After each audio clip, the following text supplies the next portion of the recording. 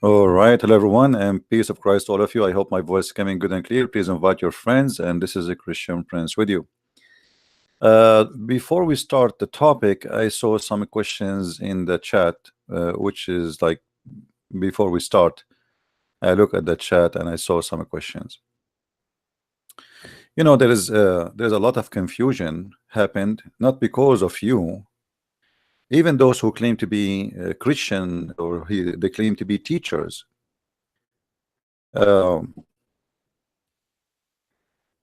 It's easy to claim something. And most of people, what they do in order to prove something, they go and do a little search in the internet and they come with the answer from there. As an example, before we heard a Christian person, without saying his name, he said that Allah Akbar means God is great. We heard someone like James White. He said that the God of Islam is not the moon God. Why? Because the Quran says don't worship the moon. And the funny, most of people who say those silly stuff, they are people who hold PhD. I'm not a person who hold PhD. I hold a driving license. You know, knowledge have nothing to do with degrees. Yes, I study in university. Yes, I got a bachelor degree in Islamic law. Yes, I have a master degree, but have nothing to do with the topic we're talking about. But this is not what made me who I am. In schools, they never teach you any of this. So the question was how the word al is equal to God. Somebody is asking how the word al is equal to God, and this is why I spoke about those people who says that Allahu Akbar mean God is great, and the one who said that Islam God is not the moon God. So how we can get to a good conclusion in a very easy way without taking you deep into a very academic, you know, deep study. Always, you know, one of the reasons people they like to watch my program because I make things simple, and I think all of you agree, right? You do not need to be a person who have a PhD. Actually, I notice people who have a PhD always they are the last one to know. You know, PhD is something to blind people with. We say I am a doctor, etc.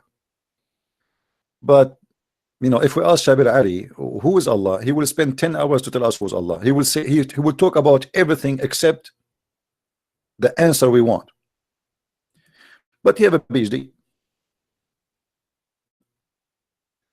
So don't make people fool you with the certificate they have. Let us see how we can answer the question about who is Allah and how al is a word in God.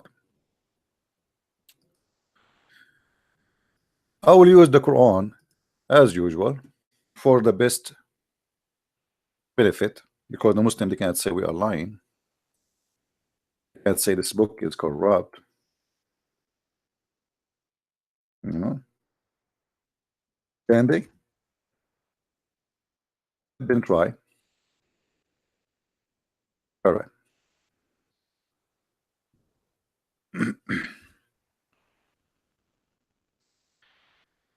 This is a chapter 53, verse number 90. I hope my screen is coming right for you. Let me know, please, if you have any difficulty to see the text. All right. You see here in the English translation, you see the word lat. Do you see the word lat?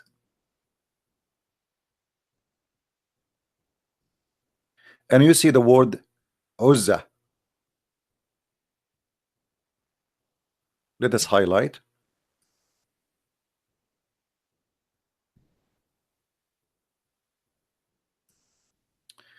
This is lat, and this is Uzza.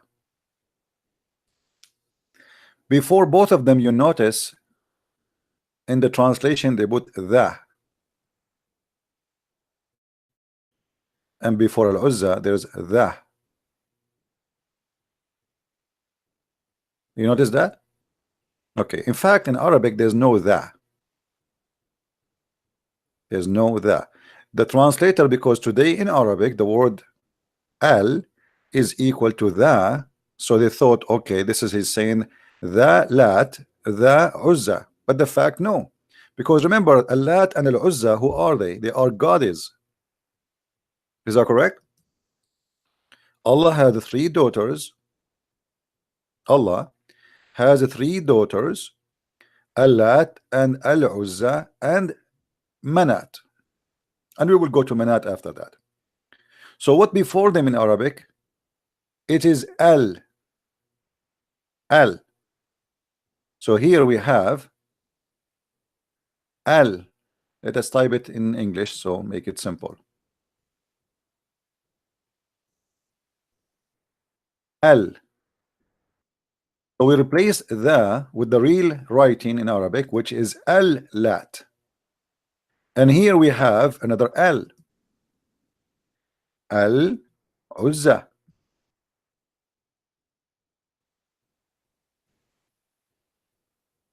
As we say, the word Al mean God. Correct? The word Al mean God. Now it makes sense, correct? Now it makes sense. Al-Lat, God is Al-Uzza. Al-Lat and Al-Uzza, both are goddess. This is why before them we have Al. Is it clear? And how simple we can make it more than this.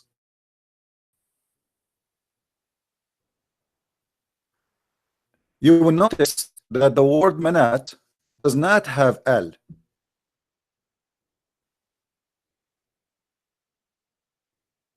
before it. But in fact it does, but it's not mentioned. Manat simply is the goddess of death, is the goddess of death. And because it is the goddess of death, it come always by a terror, like it's like by itself, the Manat. In Arabic we say al-maniya, like the death, where death is struck, like struck you or struck you. So Manat is the goddess of death, and we have Al-Lat and we have Al-Uzza. But who are those? You see, some naive ones, they say to you that Allah is a word coming from the Aramaic Allah or Aleho, or we have Elohim.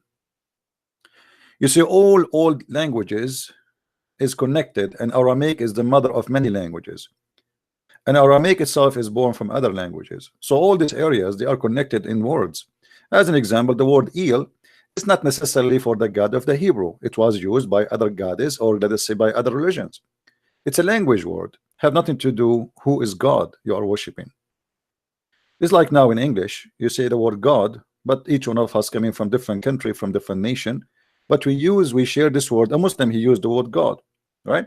But he's worshiping totally different God. So El, it was not really El, it was Al. As an example, Israel never was Israel. It was Israel. Let me see if I can type it for you on the screen and make it more clear. Give me a second.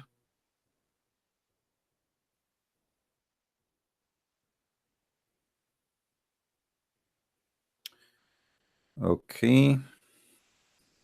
So Israel will be like this. The true Israel.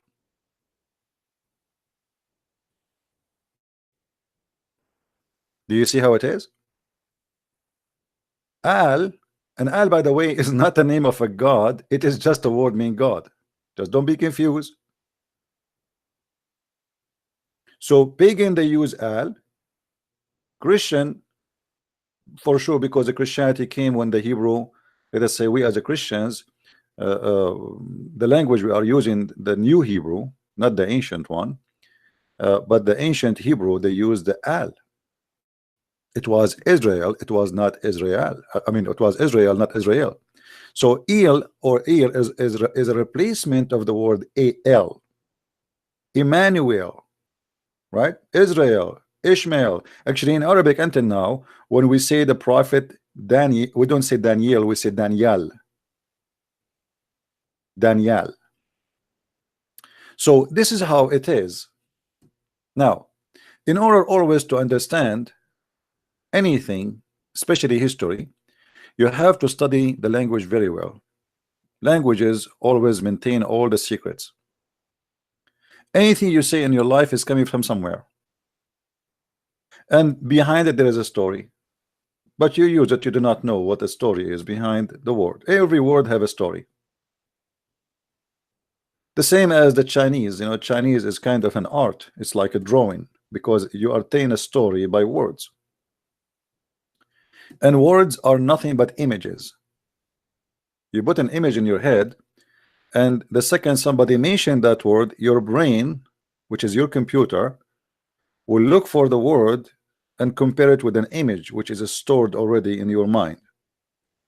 So when you say a chair, you have an image of a chair. When you say a pen, you have an image of a pen. When you say a door, you have an image of a door. When you say a man, you have an image of a man, and that what make you understand images.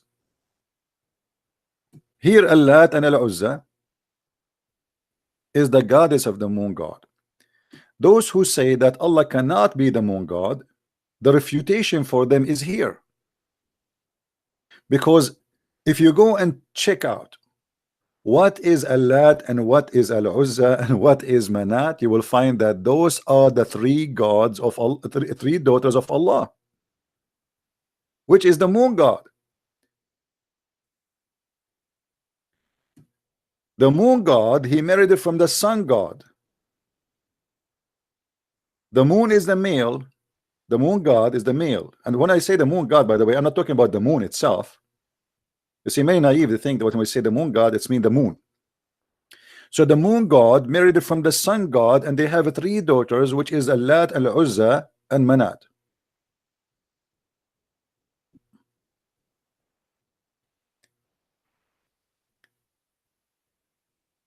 And this is will get Islam busted immediately.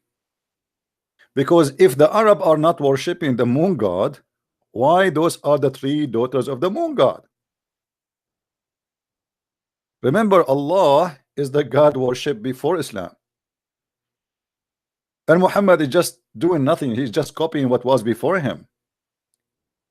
And Muhammad, he carried everything from the pagan before him. The Kaaba, the black stone, the Manat, As-Safa, Al-Marwa, everything was before him. He copied.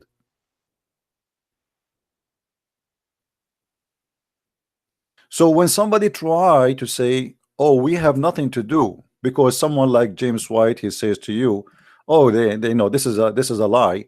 When somebody says to you that they are worshiping the moon god is far away from the truth, because the Quran itself says don't worship the moon. And we can give tons of evidence. If you remember the story of An-Najm, the chapter of An-Najm, where the cousin of Muhammad, he said, Kafartu bi Rabbi Najm, I am a kafir by the God of the Najm.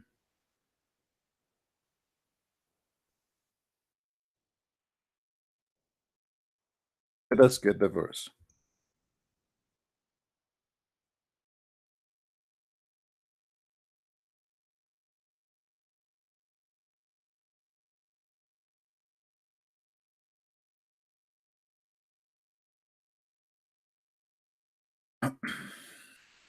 Let us see.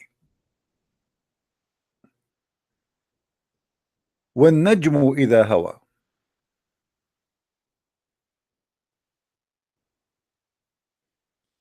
وَالنَّجْمُ إِذَا هَوَى. النجم is a word mean the star. But everything in the Quran have a story behind it. In the name of Allah, the most, this is something the Muslims, by the way, add long after the Quran is written. This is why you see here in the top, if you notice with me, to prove the corruption of the Quran, the Muslims themselves, they help us in proving the corruption. You will notice with me that verse number 1 starts where? Here. Correct? So why we have this here? This is corruption. Because who is the one who gave you the right to add it there if it's not there? So وَالنَّجْمُ إِذَا هَوَى, the Muslim translation says, I swear by the star when it goes down. But in Arabic, the word doesn't sound like it at all. وَالنَّجْمُ إِذَا هَوَى. Hawa in Arabic can have many meanings. It can be in love. It can be falling down. It can be, happy, like something you love to do. So when najmu ida hawa, and when the star, when it was, either is going to be falling down or in love. But look here how the Muslims, they get themselves busted again. You notice that the word hawa, especially for those who speak Arabic, appear here again. The only difference between this one and this one, nothing. It just says al-hawa. وَمَا يَنْطِقُ عَنِ الْهَوَى. Nor does he speak out of desire. You see the word desire? So the word hawa can come as a desire,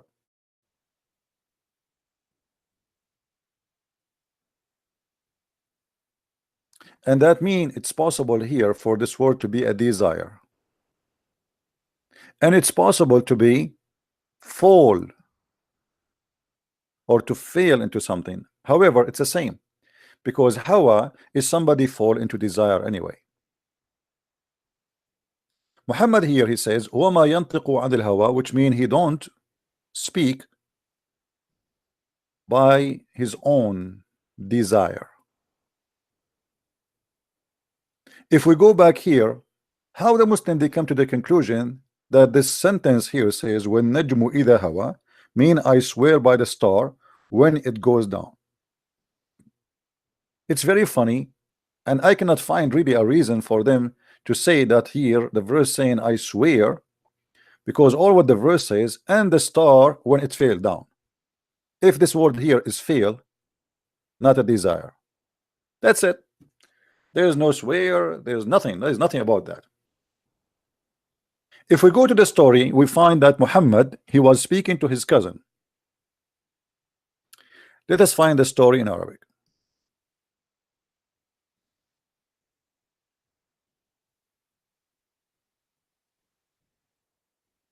Are we enjoying, guys? I hope we are learning.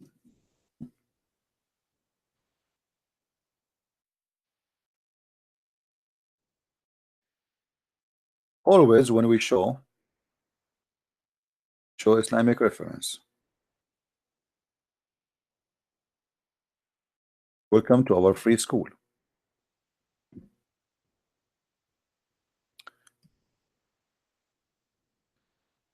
Tafsir. How the Muslims try to understand this madness. Right away the Muslims agree about not to agree what is the verses speaking about. Right away we say اختلف أهل التأويل في تأويل قوله والنجم إذا هوى. The mufassirin, the people who do give interpretation, they disagree. They agree about not to agree about what this verse mean. I mean, you see how funny the Muslims, they say to us that the Quran was a miracle. How a book can be a miracle or called a miracle if this book could not explain itself? And then even the ones who they are doing interpretation, they could not explain it. That's mean this book is facing a big failure. Do you agree?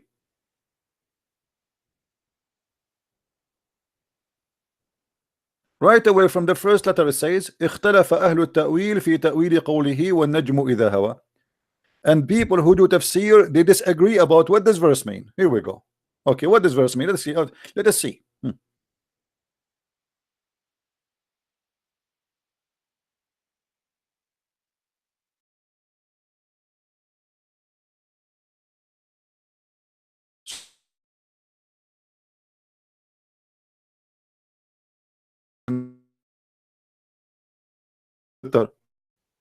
بدأت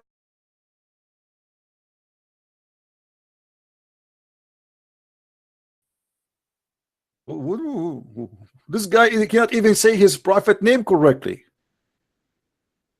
And now he want to explain to you what is written in a book. The Arab themselves who speak Arabic, they are born Arab, they do not understand and they cannot explain. But the guy is coming from Pakistan who have no idea what he's talking about. Suddenly he became a scholar. If we ask Zakir Naik, why Allah he swear, let us go with the translation. Why Allah swear by the star? I mean, this is very funny. Why God want to stay the star which is failing where? What does that mean?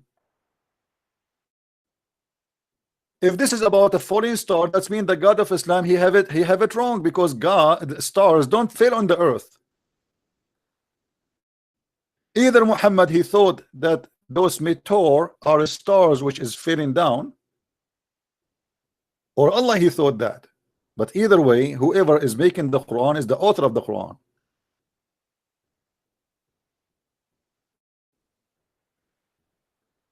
Is my voice coming clear, guys?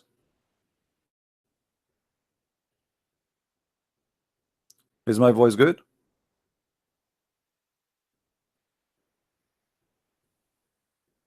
All right, let us go back here.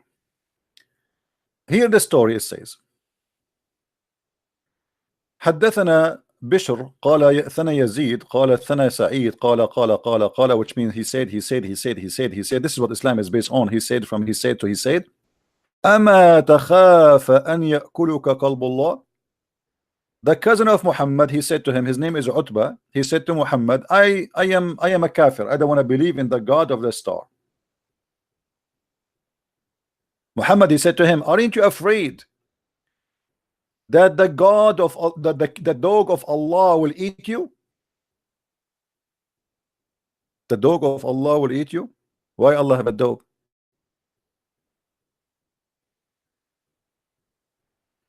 Why Allah has a dog? I thought dog is najis. Even Muhammad, he said that a house which has dogs, angels will not even enter it. If we go to the book of tafsir in English, let us see that.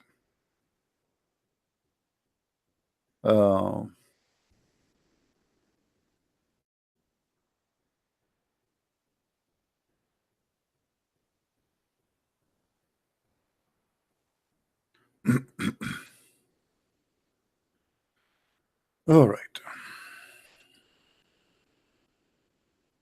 Please invite your friends. You see, we changed the topic. I was planning to talk about something else, but because this question was in the chat, so I wanted to answer it.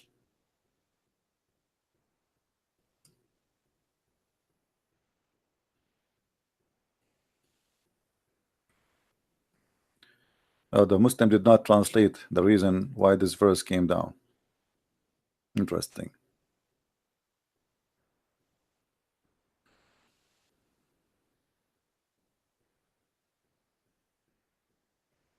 Read with me carefully. And look how the Muslim did falsely translate in English. And from his narration and the authority of Ibn Abbas that he said regarding the interpretation of Allah saying, by the Najm when it saith, the Najm saith, by the Najm when it saith, he says, Allah swear by the Quran when Jibril takes it down to Muhammad. Allah swear by the Quran. In settlement Nujman 1, 2, 3, 4 verses at the time, there was 20 years interval between the first and the last verses. Okay, when this verse was revealed, Utbah ibn Abi Lahab heard, and supposedly, by the way, this guy, he was married to one of Muhammad's daughters, heard the Prophet saying, swear by revelation of the Quran. Swear by the revelation of the Quran. So he said, tell Muhammad that I disbelieve in the installment of the Quran. But he didn't say that. He said, I don't believe in the Lord of the Star.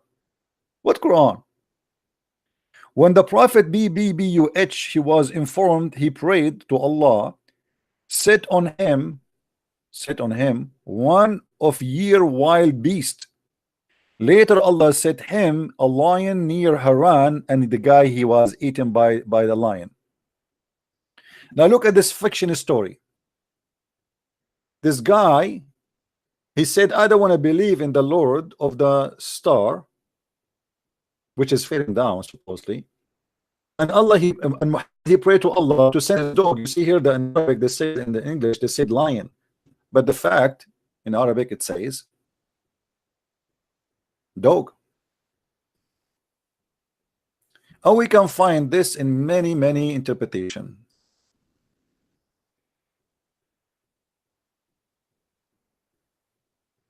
You know, tons of interpretation. Same as like Sharh Sunan al-Nisa'i. Same garbage. أما تخاف أن يأكلك كلب الله.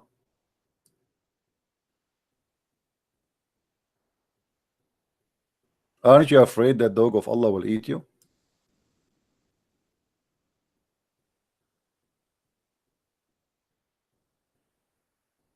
All right.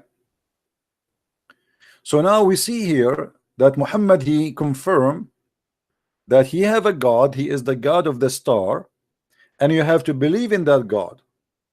If we go to different verse in the Quran, we will find the following.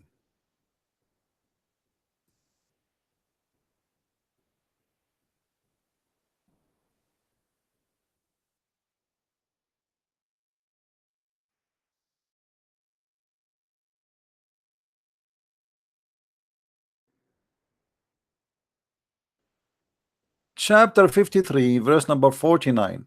وَإِنَّهُ هُوَ رَبُّ الشَّعْرَةِ. What is رَبُّ الشَّعْرَةِ? What does that mean?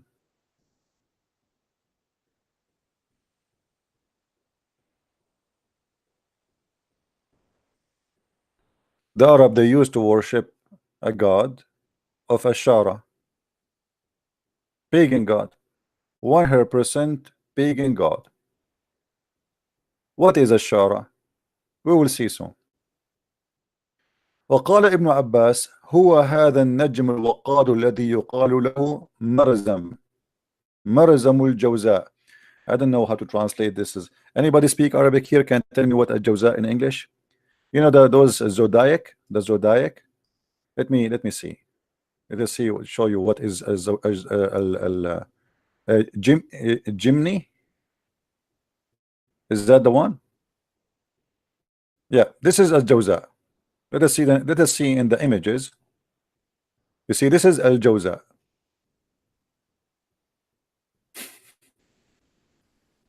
Why Muhammad he chose that his God is the God of this?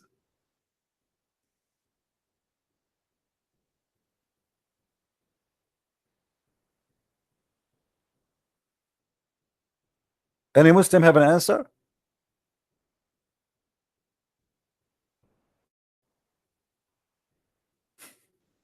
His God is the God of this?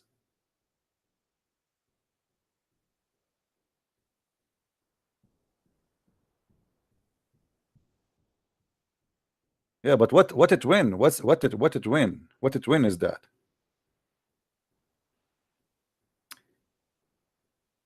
Obviously, all of those you know, pagan belief about zodiac and their effect in your life, and even your sexuality, even your success, even your wealth, even your money, even everything you have, it's based on them. And this is, you know, obviously it's a sexual thing. So Muhammad he chose from all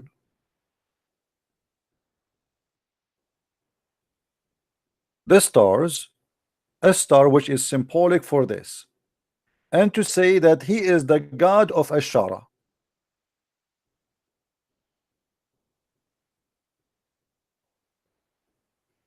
Now if you are a Muslim, you want to explain to me, feel free, no problem, you know, go ahead. But obviously there is something fishy here, right? If we continue,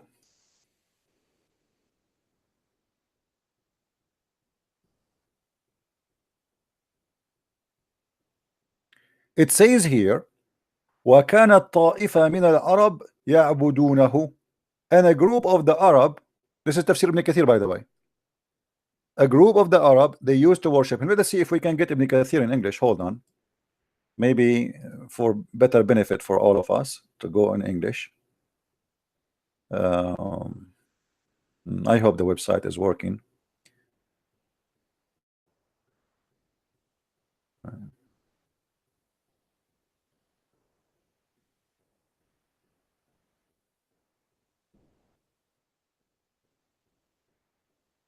All right.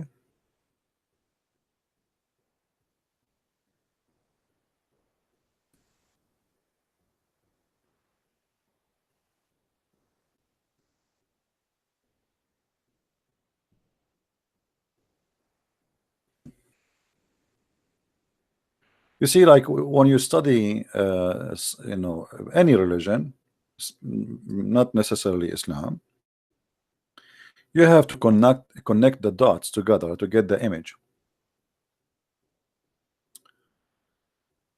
Here we go. And he is the Lord of Ash-Shara. Ibn Abbas, Mujahid, and Qatada, and etc. said that Ash-Shara is the brightest star named Mirzam al-Jawza Sirius. Do you see it? Which a group of the Arab used to worship. Hold on. Why Muhammad is saying that to the Arab who worship the god of that star? Muhammad is a hypocrite man. He meet with the Christian, he say, I believe in your God. He meet with the Jews, I believe in your God. He meet with the Sabian, I believe in your God. He meet with the Arab who worship Allah already. He says, your God is my God. Here we go. I say Allah. Those who believe in Akbar, I believe in Akbar. What do you want? Your God is a Shara. Here we go. My God is a Shara. You know, the same God. We have the same God. This is why you see the Muslims, they are desperately trying to make you believe that their God is your God. It's the same God. It's not a new God. They inherited that method from Muhammad, the hypocrite, who is trying to be a prophet, compromising his belief to anyone around. This is why he included the Sabian, and the Sabian, they are the ones who worship those stars. When Muhammad, he said in the Quran that the Sabian, they will go to heaven, based on what?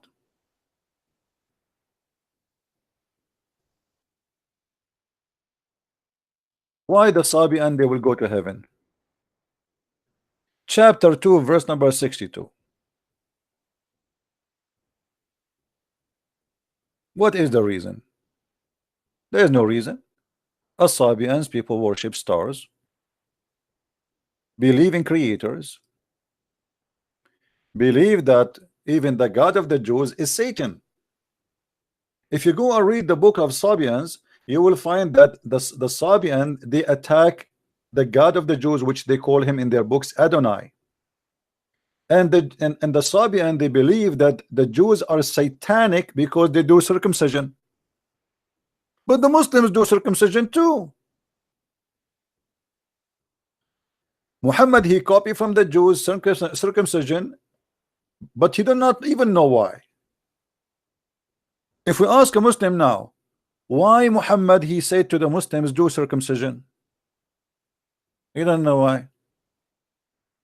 Here we go. We are live on air. Let me open my Skype. I did not open my Skype yet. Give me a second. Maybe we can get a Muslim to call us and tell us why Muhammad, he did circumcision. You know, Islam is like somebody, he grabbed a book of yellow pages. He grabbed some pages from here, from the middle, from the front, from the end, and he made a new book, and he called it Islam. This is why things is not connected to each other, and there's no alphabet. If you open the Quran, I'm logging in Skype. Look like my internet today is slow. All right, here we go. I am in Skype. Only Muslims can call me, please. Don't call me if you are not a Muslim. All right.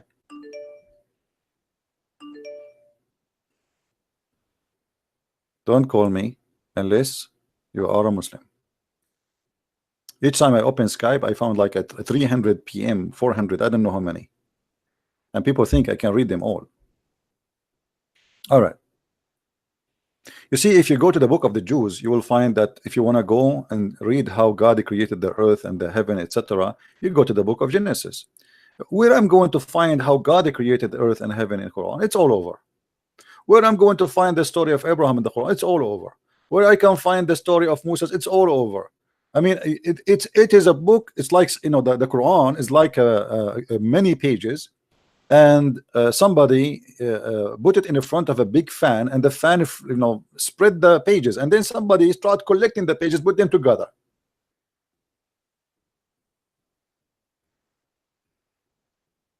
And then we get confusion. I mean, what does have to do?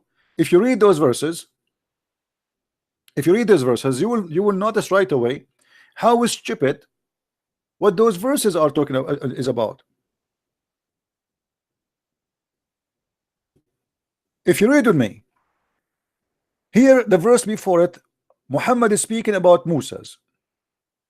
What Moses did, what Moses happened, blah blah blah blah blah blah, and then suddenly he says, surely those who believe and those who they are Jews and the Christians and the Sabians and whoever believe in Allah and the last day, he will go to heaven.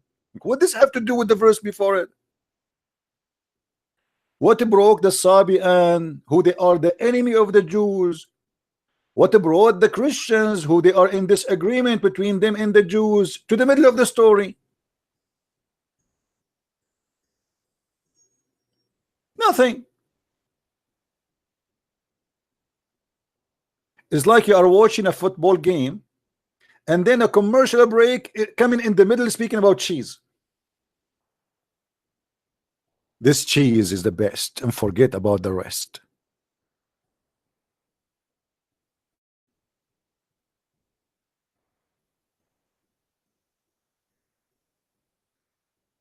This person who is writing the Quran, he have a flight of thought. He cannot concentrate on a topic, and he have nothing to do with the topic itself. And then after that he says, and we took a promise from them. Read with me. And when we took a promise from you and lifted the mountain over you. Lifted mountain over you? What does that mean? Take hold of the law, Torah. We have given to you with the etc., etc. And then look what happened after that. Then you turned your back after that. So where if not for our grace, for the grace of Allah and his mercy on you, you would certainly have been among the losers. Like, hold on. I thought the Jews are already among the losers.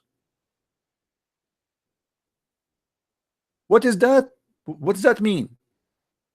And who is talking here? And if you read with me carefully, then right away the Quran jumped to a stupid story, and certainly you have known those among you who exceed the limit of the Sabbath. Okay, what happened to them? We turned them be apes and monkeys. Actually, it doesn't say even apes. It says kunu qirada khasi'in, be monkeys, bad monkeys, disgusting monkeys.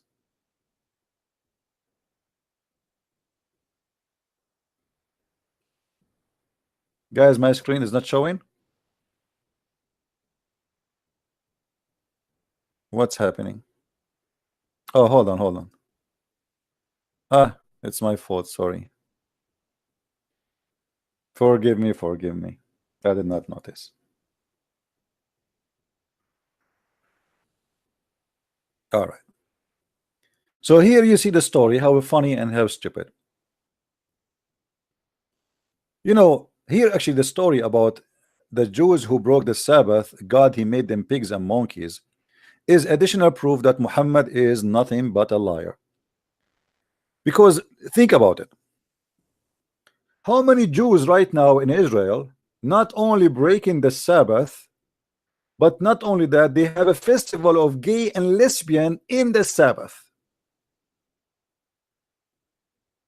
You believe it? So God, he made the Jews pigs and monkeys for breaking Sabbath, but God, he don't want to do it to the Jews no more.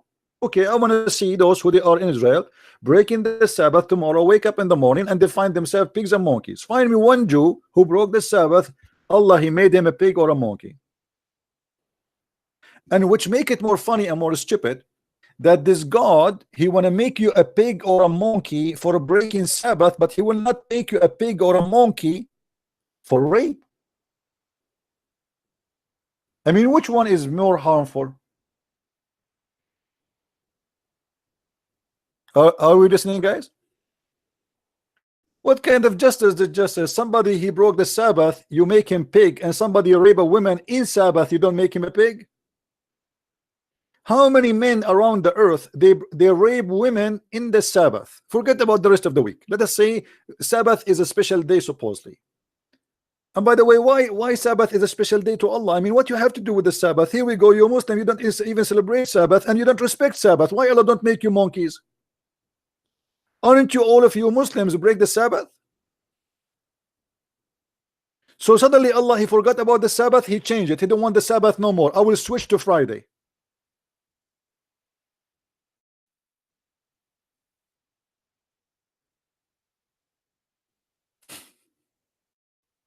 Stupidity.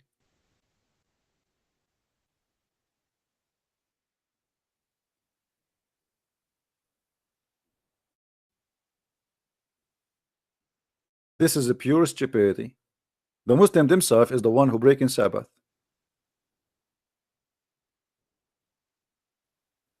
Nobody is calling me. I say nothing. You know, if somebody call, you will hear him.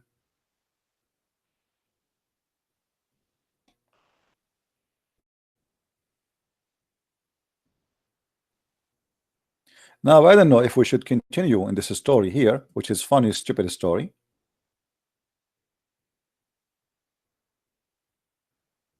And the Muslims, obviously, they are very confused with their cult. Now, Go Live Media wanna call me. What is your Skype, Go Live? Yeah, you know, this is the guy who was annoying. Keep, you know, right? Give me your Skype. Maybe you are blocked. I will, because I have a habit to block kids. What is your Skype name?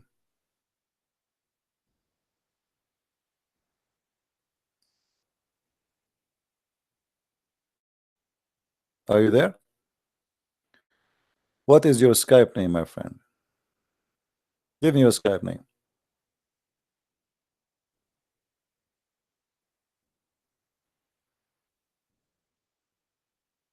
I'm waiting for you to tell me. Go Love Vidya. Is that your Skype name? I don't see anything like this.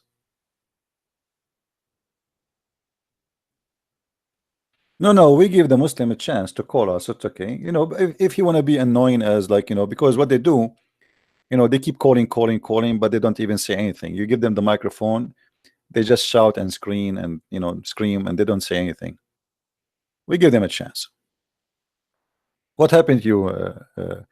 Go Love Media. You know, are you sure? I don't think even he's blocked. I think he's just playing a game. Anyway, forget about him. I'm not going to keep asking you until tomorrow. What is your Skype? Give me your Skype. I will call you.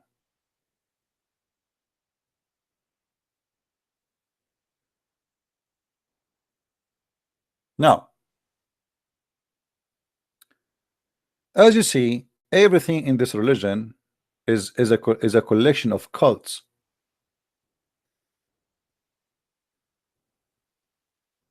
And Muhammad, he have no religion. He don't belong to any religion. You know, when we ask the Muslims why Muhammad kissed the black stone, you remember this story. Once I went to a Muslim website, supposedly they help you to convert to Islam. So I chatted with them in text. I said, brother, I have a question. Why in Islam the Prophet, he kissed the black stone? The guy, he said to me, because it's holy. I said, and why it's holy? He said, because the Prophet kissed it.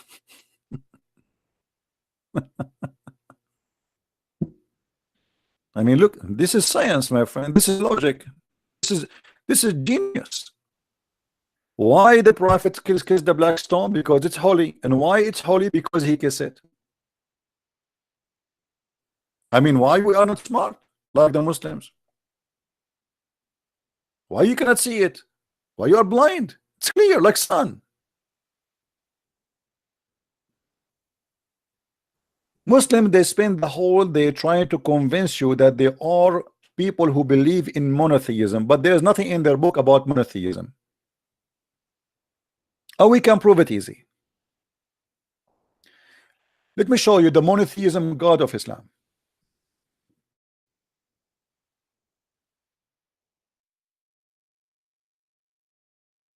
Look at this. Chapter 53, verse number 22. The same chapter. What Allah he complained about? Allah he don't like that they gave him 3 daughters and he don't have any sons. And look what he said to them. Just to show you that the one who made the Quran is an official idiot.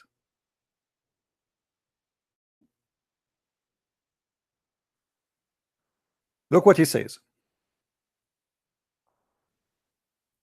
Have you then considered Al-Lat and Al-Uzza? Al-Lat and Al-Uzza and Manat, the third, the last. What? For you, the male, and for him, the females? Like, what the heck?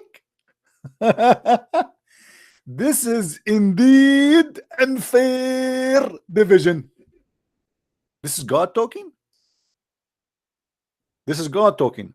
God saying, hold on, what's wrong with you? You gave me daughters and for you you have sons.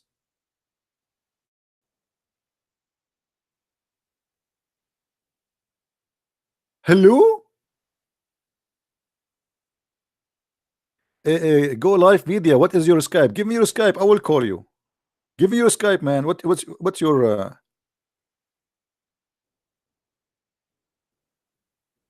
people will hear you if you call me. Give me your Skype. I will call you. I promise I will call you. Aren't you the guy who gave him a shower and your YouTube is there? People are laughing at you. Go live media. I mean, go listen to yourself. Why want you humiliate yourself again? Give me your Skype.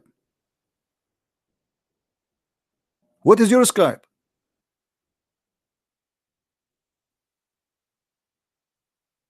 Why you don't want to tell us your Skype?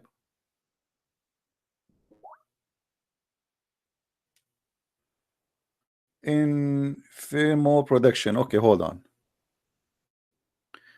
Somebody gave me a Skype. Let's see if we can find it.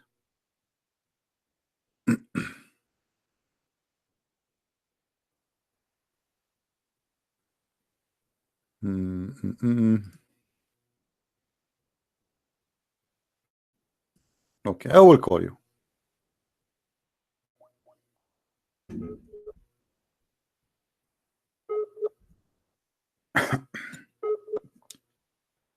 Are you online? Are you sure?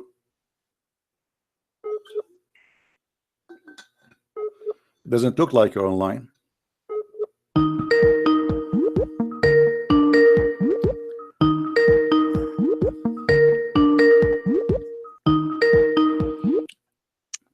Mr. Prince. Hey, how are you, Mr. Go Live Media? What do you want to say to I'm us? good. I'm good. I was just watching your the verses you were quoting out of Surah Baqarah regarding the Jews and the Sabbath, and you said they were stupid verses. In what way were they stupid? Because your God saying and claiming that Allah he made the Jews pigs for breaking the Sabbath, correct? Yes. Okay, why? Why? Because they went against the law of Allah. What is the law of Allah? The law of Allah at the time was the Sabbath. At that time Because it was the Sabbath, so Allah he changed his mind later. He don't want the law of the Sabbath no more. The Judaism and Christianity were in fact religions from Allah until they were corrupted by men. Okay, let me ask you a question. How those people who Allah made them pigs and monkeys, what happened to them? How they broke the Sabbath? They put out the nets, the fishing nets, and they continued to catch the fish while they were ordered not to work on the Sabbath. Okay, but is it true that Allah, he stopped the fish from coming all the week, but he made the fish come in Saturday only? Well, it's like you're messing around with destiny and religion. At the end of the day, God gives us free will. This is not the question. I want the answer. I want the answer. Is it true that your God, he made those fishermen who live supposedly in an island in the sea, and they have no other way to live except they are fishermen? So he made them not to see the fish, but in Sabbath only the fish jump in the top of the water, come to the shore, and do belly dancing, say, I am a fish, but you cannot fish me. Today is Sabbath. Is that true? That's not funny. And what I also wanted to say is... Well, no, don't tell me don't funny or funny. Answer me. Is that true or not? Is that true or not? Is that true or I'm lying? From scholars who make mistakes... Is that true? What a scholar make mistake? Who is the one made the mistake? Who is the one who made mistake? Don't tell me. Is that true or false? When you liar, you misrepresenter of Answer me. Is that true? Is that true or it's a lie? Okay, hold on. Okay, hold on. In the front of everybody, what if we show the story from the scholars of your choice? Who is the scholar who explained this verse for us, chapter 7, verse 163? Because you know Arabic. Don't tell me Arabic. I will show you in English. I will show you in English. What is scholar you like me to show you? Explain this story. Your fake game. You see, you don't want to choose a scholar because you know you are humiliated, and now you are going to get read. I made you read before, and I will make you read again today. You are the one who asked to call me, and you are desperate to call me. And look, a second after calling me, you have no idea what to say. What is the scholar you choose to explain for us a chapter 7, verse 163, please? What is the scholar your choice who will explain this verse for us? Say that again. Say that again. I mean, how many times I repeat the same question? Which scholar you like me to show you explaining this verse for you? Go ahead. What's your problem with the verse? I told you the problem is, as I was saying to you, is it true that Allah, he made the fish disappear all the week, and he made the fish only appear in Saturday? So those people, they are suffering. They cannot fish. They cannot find fish to feed their family. And now Allah, he bring all the fish in Saturday. Yes or no? It is a test from God. What kind of test is that, guys? Look at this. Look at this stupid test. So you're agreeing that this is what the story is. So your God Allah, he made the fish disappear all the week, and except Saturday the fish come. But those people are hungry. They have to eat. So what test is that? You made them. You know when you say to them, you cannot work in Sabbath, and they are fishermen. And then you made the fish come only in Saturday. Who is the stupid in this story? Was you there? Does God not test his slaves with poverty? He is not testing them with the poverty. He is not testing them with the poverty. This is stupid.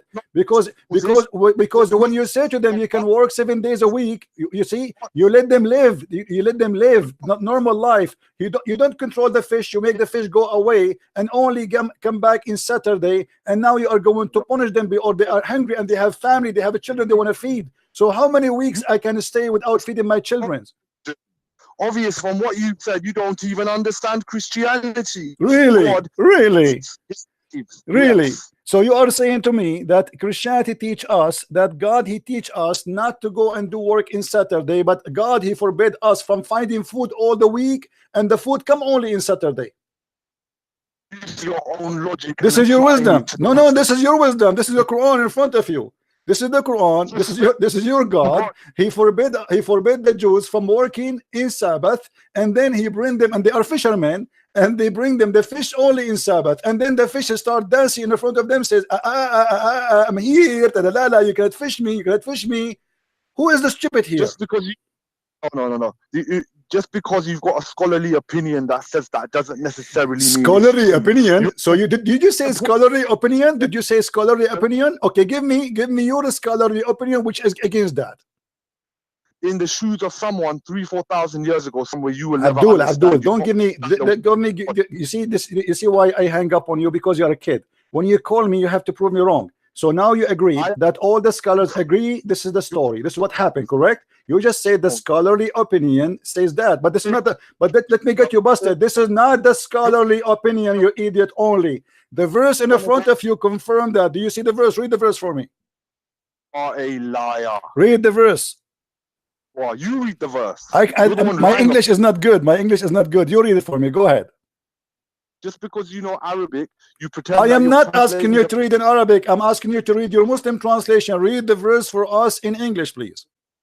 Last time when you said Satan got a penis in one leg and vagina in the one leg, you took an incorrect opinion from an incorrect scholar, and then you dance around and act like all Muslims think that. That was incorrect, by the way. Okay, but guys, listen to this. Incorrect opinion by incorrect scholar by incorrect Muslim, and he is the only correct one who do not know what he's talking about. Yeah, well, how is there consensus on that opinion? Is there ijma? Well, then explain to me. Yes, this is what Muslims agree upon, and now you confirm to me how Allah He says that children. Hold on, you know what? I wanna get your opinion. How shaitan have children in Islam? Who is the wife of shaitan? Who is the wife of shaitan? You see, the scholars who made this opinion, they are stupid. You are the smart one. Explain to me how the Quran says that shaitan have children. Find me consensus on that opinion. What do you mean find me? Find me consensus on that opinion, what you said about Satan. And they are trying to explain why shaitan have children. You explain. Go ahead. Do your best. How shaitan have children? Who is the wife of shaitan? Who is the wife of shaitan? Allah, He kicked only one shaitan from heaven. Only one, not 10, not 20. So there's only one genie get out of heaven. So how the first genie, he got a wife? Where did he get his wife from? You don't understand the creation. Explain to me. No, don't tell me you don't understand. For sure I don't understand. You are the smart one. That's why I'm asking you, my friend. Explain to me the first shaitan who came out of heaven, how he got his children. Where he got them from? He went to Home Depot. Where did he get the children from? He was the first jinn. Who said shaitan was the only thank you very much. And he kicked him out of heaven. So he kicked only one shaitan. Okay, shaitan now in earth. Okay, where he found his girlfriend? God to me, or you're very stupid. Which one is it? Just get lost.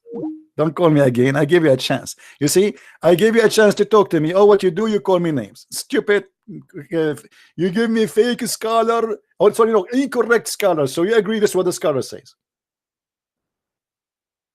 Incorrect scholars. Who are you? Who are you? You're just a kid. When I block them for a reason. I don't waste my time. Either you prove me wrong, show me reference, give me details, or just repeating yourself says you are giving us incorrect because you speak Arabic. Yes, I speak Arabic, and you are a donkey about that. Shame on you. You pray to Allah in Arabic, but you don't speak Arabic. Who is the stupid here? How you pray to God in a language you don't understand? Here the story in front of us, it's very stupid, because if this God, he's asking them to obey him, and then he made them suffer in hunger, and then he make the fish never come to them except in Saturday. That's mean he is a shaitan. He is just playing games with them. Those people, they want to obey him, but they have family to feed, they have children to feed. You see, obeying God is not about being mad, stupid.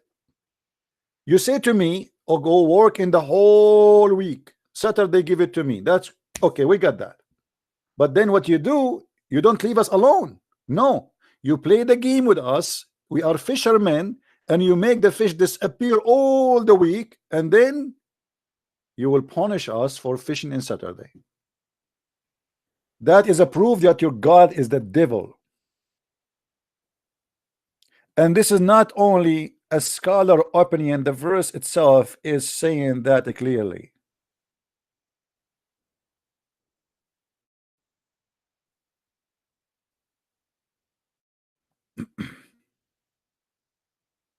This is Ibn Kathir.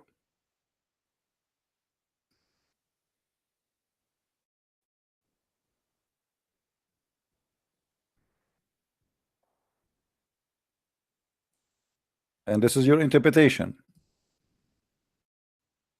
and let everybody laugh at this stupid cult. Your God should go to a hospital because he's suffering from a great mental illness. Ask them. Ask them about the town who live by the sea. It's an island, a village. You know, they are fishermen. Okay, when they transgressed in the matter of the Sabbath, mean they transgressed in the Sabbath and they defied Allah command to keep the Sabbath. When their fish come to them openly in the Sabbath day, only the fish come openly like and they do not come to them in the day had no Sabbath. You see, thus we made that as a trial. This is a trial. This is a trial.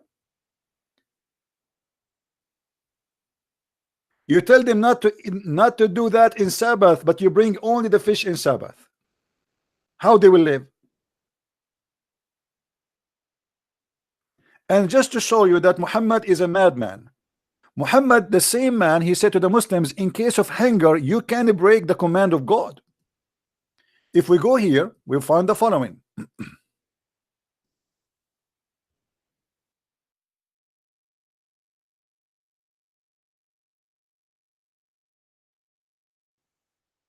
Chapter 5, verse number 3. This verse, Allah supposedly he forbid the Muslims from doing certain things like eating pork. But he says, but if you are suffer from hunger, forget about my orders. Which means a Muslim, he even can eat hamburger, he can eat pork, and he can eat whatever is forbidden. But whoever is compelled by hunger, not inclining the sin or to break Allah's command, then surely Allah is forgiving and merciful. So why Allah don't practice his mercy? Here we go. He forbid you from eating pork, but if you are hungry, eat pork.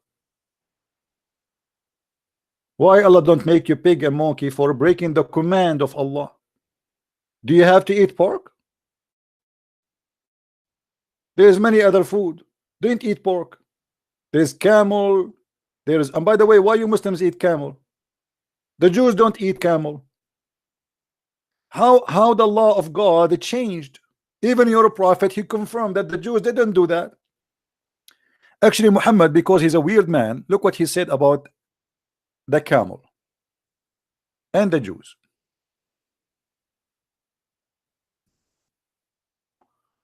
Go here.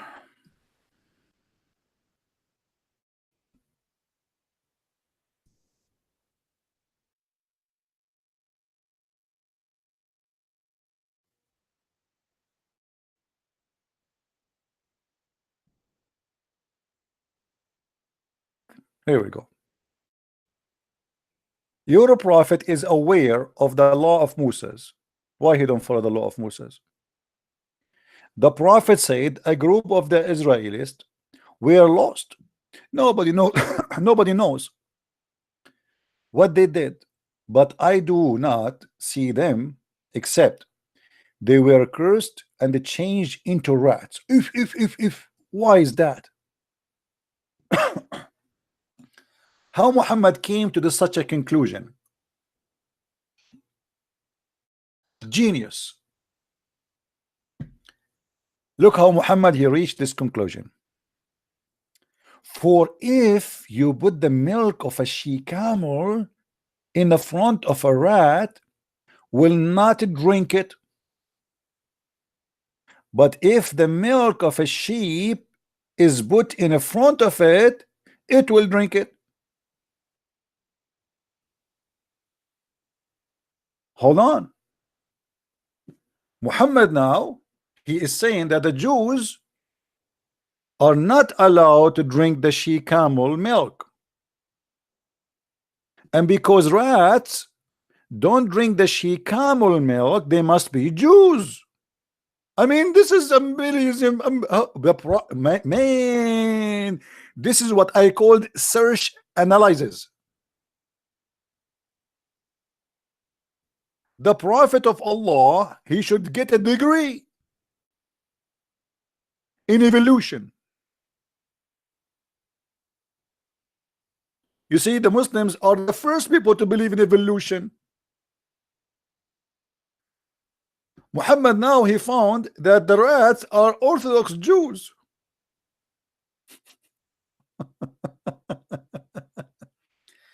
Let us call Zakir Naik and ask him about this topic, what he will say. Taradan, taradan, taradan, taradan. Assalamu alaikum. Christopher, I told you 1 billion times, leave me alone. Leave me alone. What do you want this time? Brother, the Prophet, he said that he saw a rat is not drinking the she camel, and because that he thought, or he come to the conclusion that this rat is a Jew. What is your comment on that? Okay, let me explain to you. In the religion of Islam, we have something it's called comparison, which means we compare between two things. For you, you're a Christian prince, you cannot compare between anything because you are blind. So the Prophet is the first to compare things. Very, very smart and very genius. So he was observing. He see a rat. The rat come to his house, and the rat don't drink the sea camel. But the rat, he will drink the sea camel like crazy, like yummy, yummy, yummy. And there is a reason for that. I threatened you to explain to me why the rat don't drink the sea camel. Unless he is following the law of Moses. Obviously, he's a Jew. He is a Jew. Okay, thank you, Dr. Zakir Naik, for this explanation. But now, what we learn from you that the law of Moses, we should not drink she camel. So why you Muslim drink she camel? This is a very good question. For the first time in your life, you ask a good question. The reason is that Allah told Moses, don't drink sea camel. Allah told the Muslims, drink sea camel. Okay, but why Allah he told the Jews don't drink she camel, and he told the Muslims drink she camel? Don't you find there is something crazy here? First of all, please be respectful. Allah he say whatever he with. Allah was crazy. He say whatever he with. But why it is forbidden to drink she camel for the Jews? And if you do break the law of Allah, he will make you a pig and a monkey. But you Muslims, you broke all the laws, and he never made you anything. Not a pig, not a monkey. First of all, this is not true. The Prophet, peace upon him, he said, if a Muslim, he left his head before the head of the Imam when he's praying, Allah will make his head the head of a donkey. And maybe you never heard of this before. Let me teach you.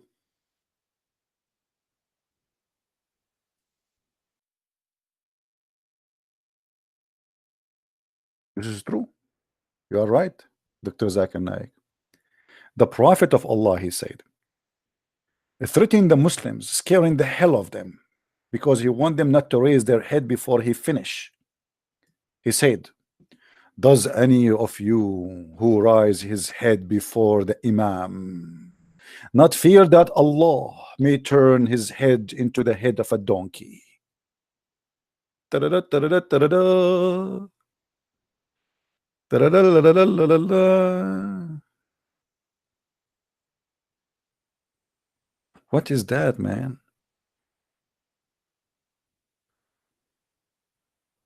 If this is not prove to you that Muhammad is the most smart genius person in the world, I don't know what's wrong with you.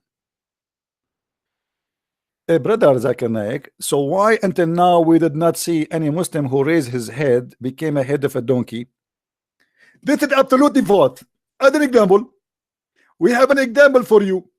A guy, his name is Muhammad Hidab. He went to have a debate with a guy, his name is David Wood.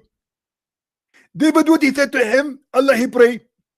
Muhammad Hidab, he said to him, Allah he pray for, not two. Isn't this the proof to you that he did the donkey? And Allah he made his head the head of a donkey? Well, I don't know. You get a point here, by the way. You got a point. Yes, obviously Allah, he made some Muslims suffer from that. I give up. I lost the debate. Sorry. Okay. Thank you, Dr. Zakir Naik, for the answer. Thank you very much. Do we have any Muslim?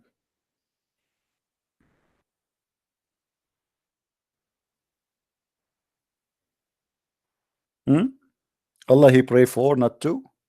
I mean, who is the donkey here? Allah he pray for, not to. And you Muslim like, hey, Allahu Akbar. He destroyed David Wood. Hey. Now all the world remember from this debate one thing, that Allah he pray for, not to.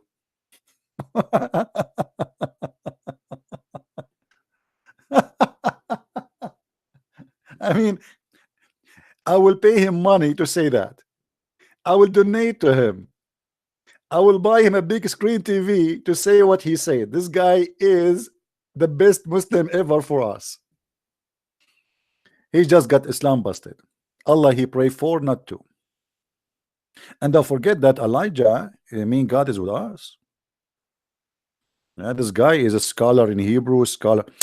I know this is coming. I have to teach you Arabic and I have to teach you Hebrew.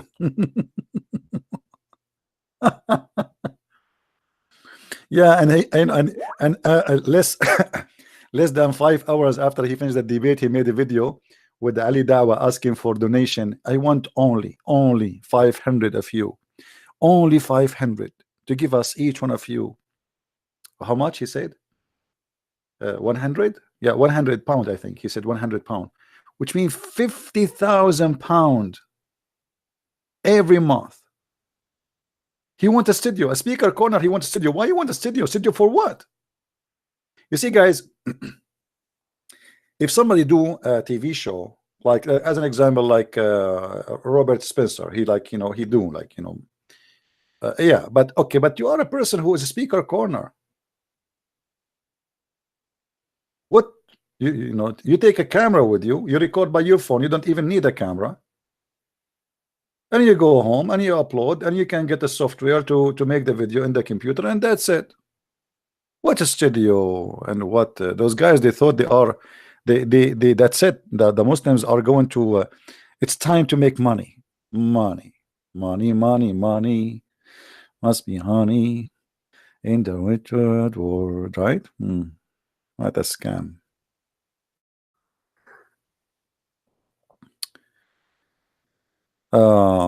Tango, how are you, Master Tango?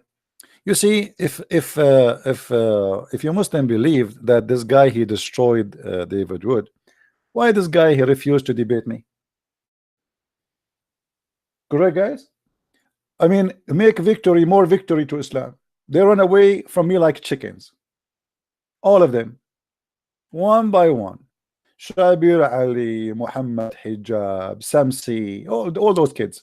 Not even one of them is a scholar, by the way, but I will take them just for a snack. I will take them just for a snack. But because they knew their size, they will never get close.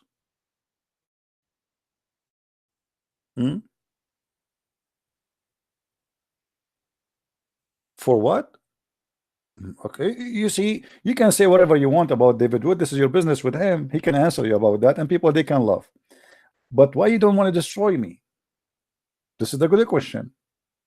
When Muhammad Hijab, he was leaving the debate, if we can call it a debate, a Muslim, he asked him, when you are going to debate Christian Prince? He said, yeah, I would debate him. Less than 8 hours after, he have an interview with Muslims, and they said, no, we will not debate the Christian Prince. Ask yourself why. I mean, what you will lose? One more to go. Let everybody laugh. My friend, you're a prophet, you're God, you're Jibreel, you're Aisha, you're Bukhari, all of you together, you cannot debate me. I have my Skype open every day for many hours, and look at you, what happened to you when you call me? You get humiliated, for you have no answer. I make your head the same as the head mentioned in this hadith.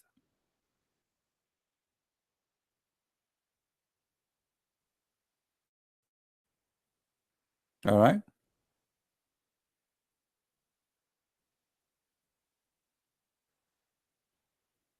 If there's any Muslim wanna give it a try, who wanna call me? Who is a Muslim wanna call me? You see, do Shabir Ali have the courage to open his Skype for anyone to call? I will be the first to call. Do Muhammad Hijab dare to do so? They don't dare, because they have no answer, and they say the most stupid things ever.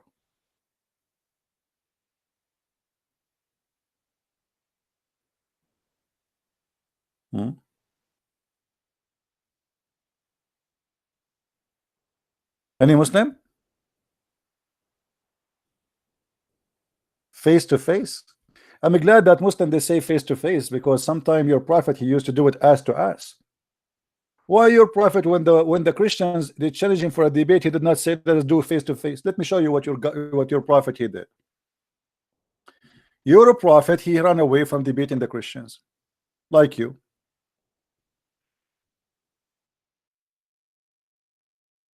Read with me, Allah. Chapter 3, verse number 61.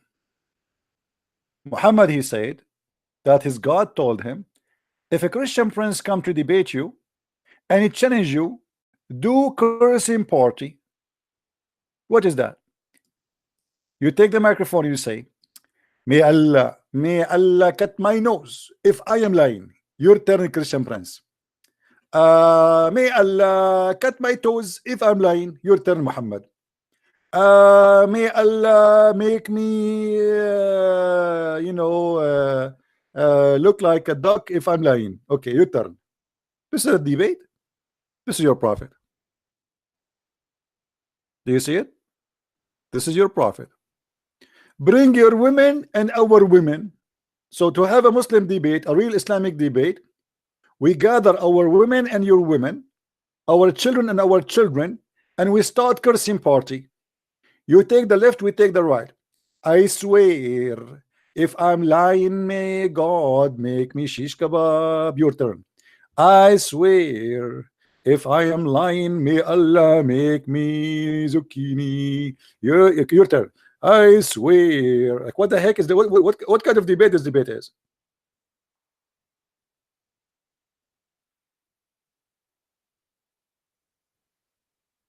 This is a debate. This is a guy he have no answer for anything. They are coming to debate you about Jesus. What is the debate?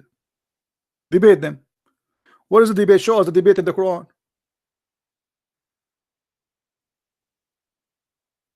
No debate. Do we have any Muslim would like to call us before we continue? Mayday, Mayday. Anyone? Hiding behind the screen. You see, Tango, I am done with you, my friend. I like to hide behind the screen. What's your problem? You stupid. Aren't you behind the screen too, you donkey? Get lost. Aren't you yourself behind the screen? What do you want you to do in the front of the screen? By the way, I am not behind the screen. I am in front of the screen. You are donkey. Go and learn some, like, how to put the sentence together. To be behind the screen, it means I cannot see the screen. I have to be in the front of the screen so I can see the screen. Same time, I have 800 people listening to me now. This is the best ever. I mean, why I want to go anywhere? If I go to speaker corner, how many people will listen? 5, 6, 7? Shouting, nobody understand what they are saying. People from around the world, they are with us and they see the evidence in a second in the screen. Perfect. This is how I do it, and this is how Muslims leave Islam. For me, is what is useful and what is good for me. It's not good for you, this is your business. I am the same as your God. Nobody saw him. I speak from behind the curtain. If you want to call your God a coward, feel free. Don't your God Allah, he have a curtain? Have you ever heard of why he have a curtain? Actually, it's not a curtain, it's a hijab.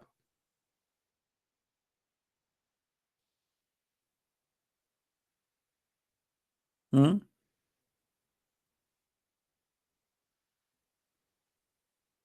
Your God himself is behind the curtain. Why your prophet never spoke to Allah? What make Muhammad a prophet? He never saw Allah, he never spoke to Allah, he never heard the fart of Allah.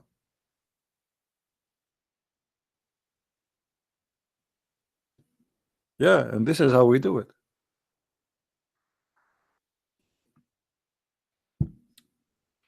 Anyway, guys, where we stop, where we were, what we were talking about.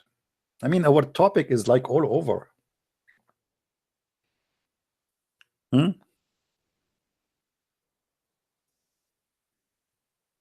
Yeah, the God, he made the Jews pigs and monkeys, but he is the one who made them not to get their fish in the whole week, but he made the fish only appear in Saturday. I mean, look how funny, cartoonic story this story is. Even Tom and Jerry did not come with such a story.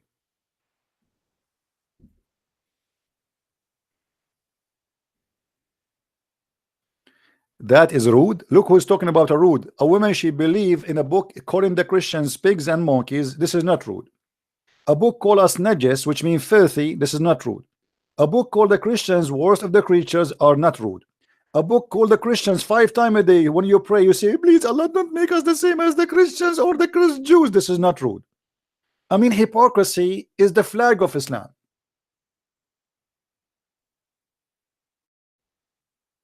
All the names you call non-Muslims is not rude. You have the right to call a Christian or a Jew a pig or a monkey or a donkey.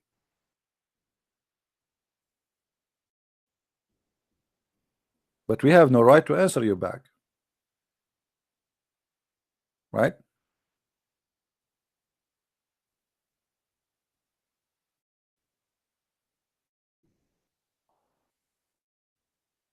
And you know, even the Muslims, you see, when you ask a Muslim any simple question about anything they have in the religion, you will see they are in disability, they know nothing.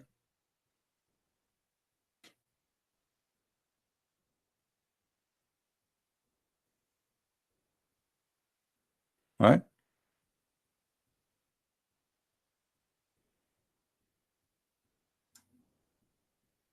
Any Abdul?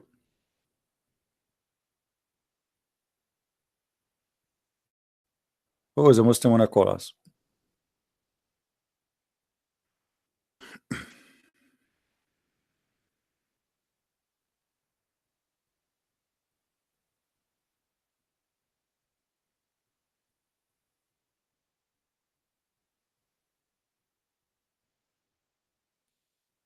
Anyone? Who is a Muslim would like to call me? Why pigs is haram? The Muslim do not know. Ask the Muslims why the pigs are haram. They don't know. Everything in the Quran, why it's haram, they don't know. Why? They don't know. Muslims, they have all the answers for you as long the question is not serious. Like call a Muslim TV station, ask them, brother, is it okay to shave under my arm? Right away you will find 1,000 volunteers to answer you. As long it's a silly question, you are welcome.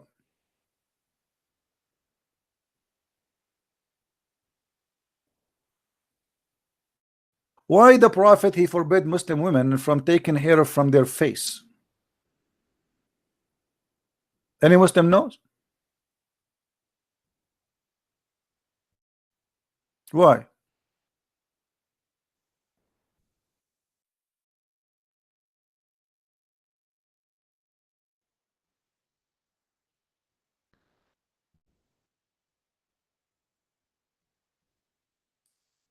What is the reason? Woman, she have hair in her face. Why Allah wanna curse her? What do you want a woman to have a beard?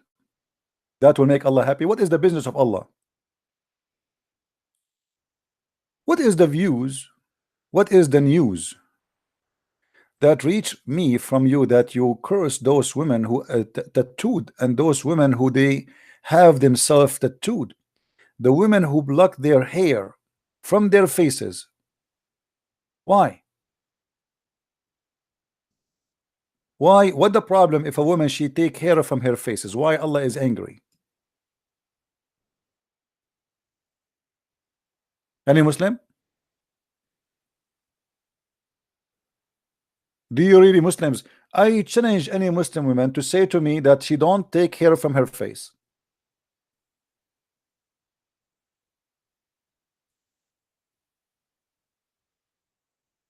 Middle Eastern women, including my family, we are Middle Eastern. So we are hairy. What we can do? Once I went to the swimming pool, the security guy, he kicked me out. He said, "You cannot swim with your clothes." I said, "I'm not wearing my clothes. This is my hair." True story from Sahih al-Bukhari. So we are hairy. So women, they will be hairy too. So now imagine a woman, she have a beard, and Allah will be so upset if she take hair from her face. Why? You explain to me. Who is going to be happy there? What is the business of Allah with this story?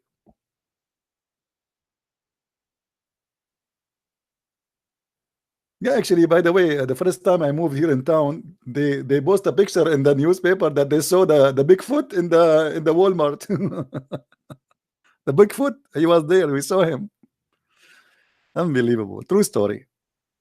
Sahih Bukhari again. Any Abdu want to explain to us?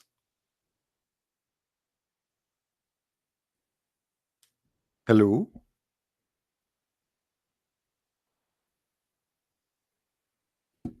Madness.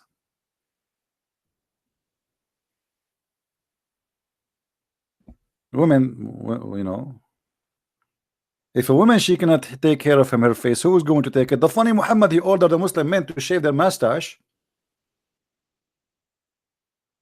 The logic behind this, supposedly, that if you try to change the way Allah he made you, Allah will curse you. Okay, so why you shave your mustache? Why Muhammad he ordered a Muslim to shave their mustache? If so the man he can shave his mustache, the woman she cannot shave her mustache.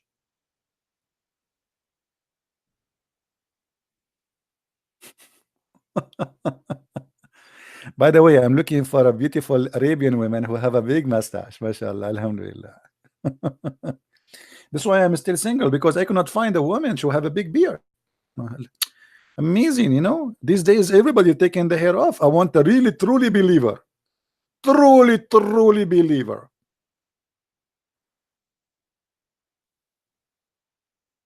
And by the way, Muhammad himself, he used to do sugar.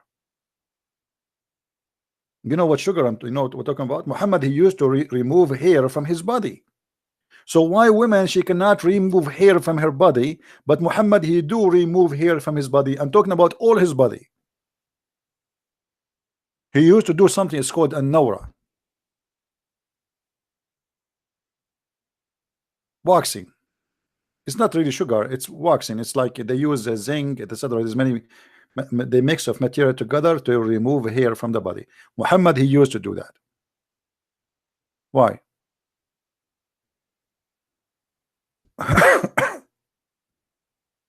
We will talk about the seven sleepers maybe tomorrow, because today we talk about many stories and we cover a lot of stupid things. All right.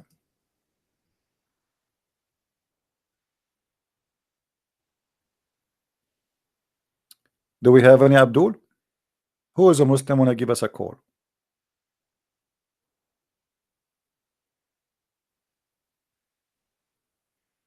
Anyone? Abdullah reported that Allah had cursed those women who tattooed and who have themselves tattooed, and those who block hair from their faces.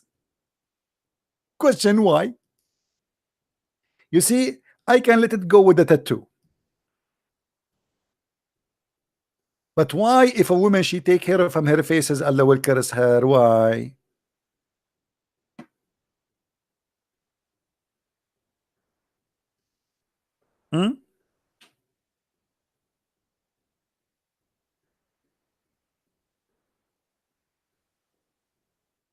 Am I assuming that every Muslim, his dream is to marry a woman she have a beard and she have a mustache?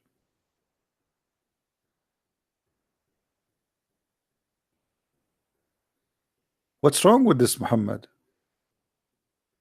He himself, he used to put eyeliner 3 times a day. Muhammad himself, he put eyeliner 3 times a day. He wear his wifey clothes. He pissed like a woman. He kiss men down their belly. And he is upset because a woman, she take hair from her face. And he take hair from his body too.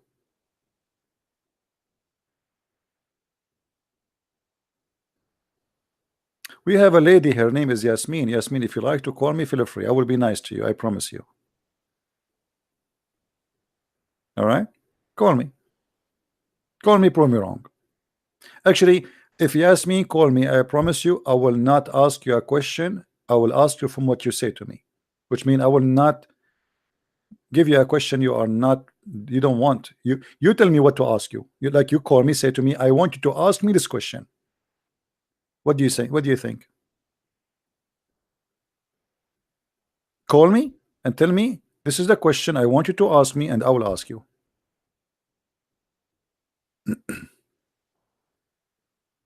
Thank you for those who are making donation.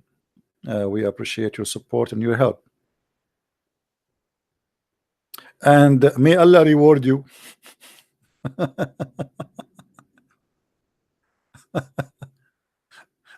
Oh boy.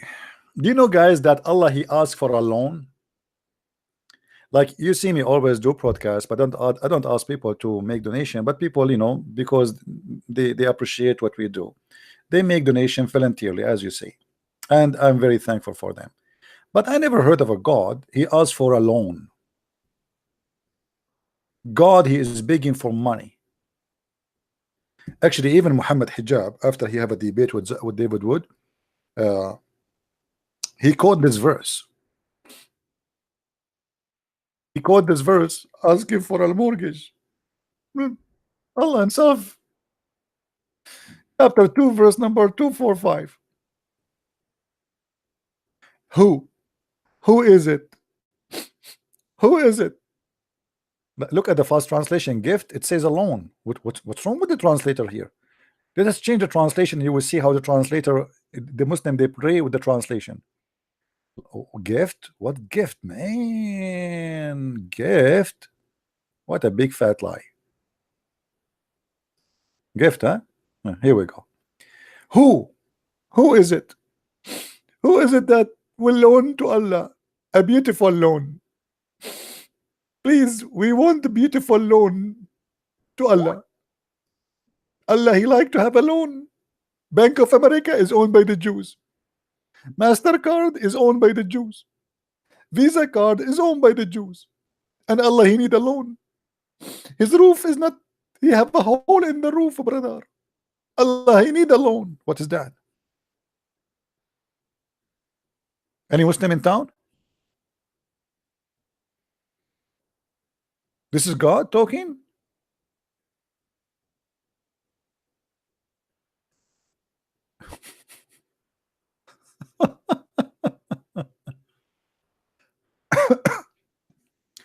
I mean, put yourself in the shoes of Allah. You live in Hawaii, it's very expensive, and all versions around, and those women, you know, he go every day to the casino, and those blondie are taking his money. I mean, how he, come on. Are we talking about God? What is this?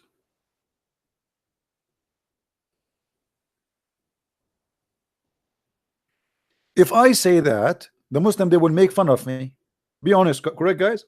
If I say to the Christians, give me a loan, give me, you know, the Muslim, they will take the video and they will spread it all over. They will say, look, a Christian prince is begging for money.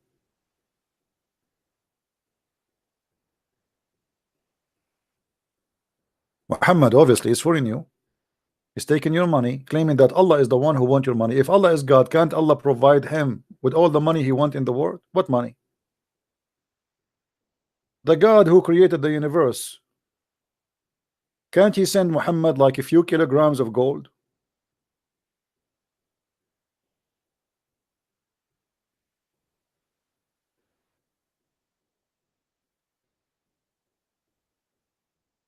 Debate face to face. Abu Taha, okay, I want to debate face to face. I want to debate face to face with Allah. Look at the coward. Allah is not showing his face. What I will do now?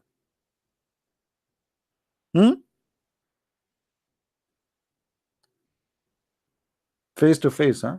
We are in the internet, Abdul. Like, do you see me next to you in the grocery store? What do you mean face to face?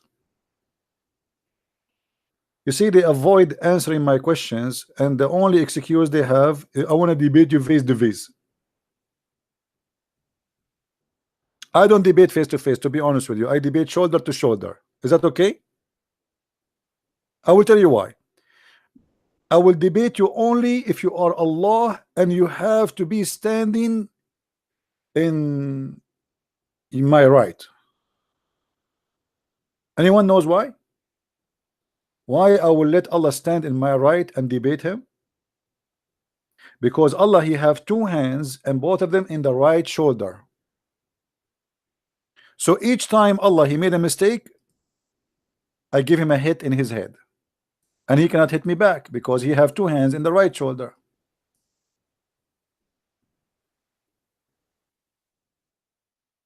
Have you ever heard of a God he have two hands and both of them they are in the right side?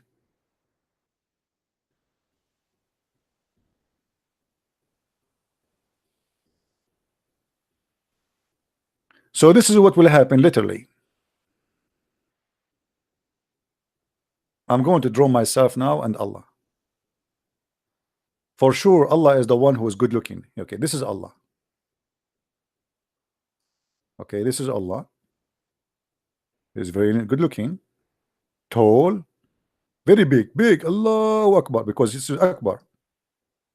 Okay, because he's Akbar, so he's going to be big. And he have two hands in the right side. Here we go. Christian Prince is going to stand here. Christian Prince is not Akbar, is small. Okay, here. And he is not handsome too. Here we go.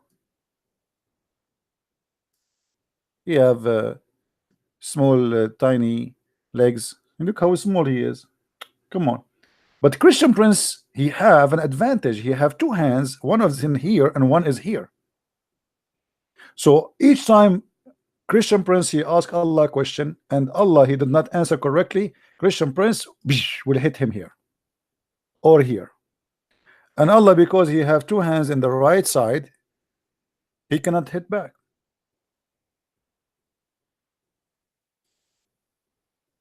Any Muslim want to explain to us why your God have two hands and both of them in the right side? Is that a birth defect?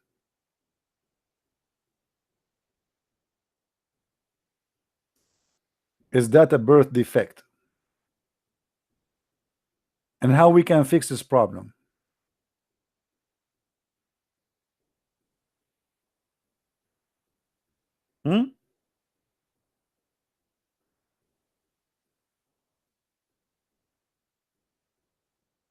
I need to lose weight. Okay. No, I don't get fat actually. I'm lucky. I never get fat.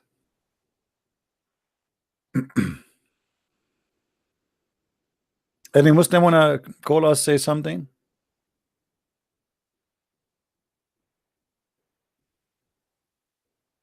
Yeah, if you want to ask Zakir Naik why Allah he have two hands, Zakir Naik he will give you different explanation. You know why he have two hands on the right side.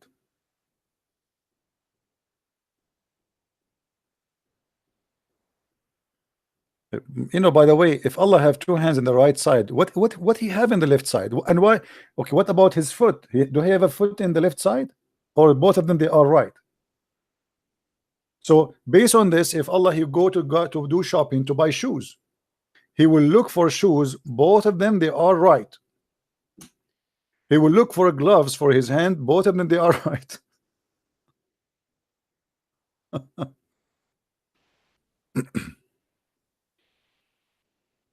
Any Muslim?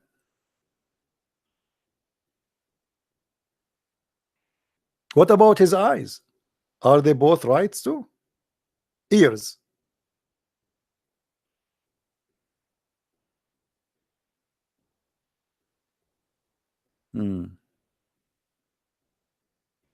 What do you mean this hadith is funny? Show respect, my friend. Show respect. Come on. This is priceless. The Prophet here is teaching wisdom.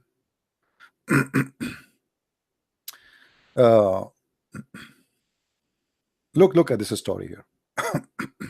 Let me show you this story. Who wants some education? You guys, do you want a bedtime story before you sleep? Do you want a bedtime story?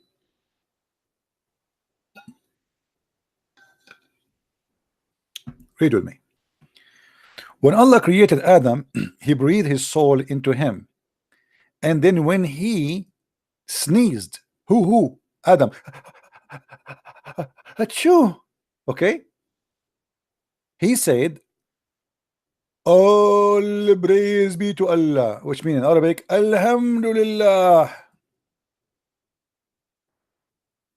So he praised Allah by his permission. Then his Lord, which means Allah, said to him, may Allah have mercy upon you, Adam. Look at this nice conversation. Like the guy, Allah, he's creating Adam, and Adam, he sneezes. Yeah, flu. The first thing we have in earth is a flu, confirmed by the science of the Prophet. And then Allah, he said to him, may Allah have mercy on you. Okay, hold on. Aren't you Allah? I mean, why Allah, he says, may Allah have mercy on you? What do you mean may? If the one is talking is Allah himself, what do you mean may Allah?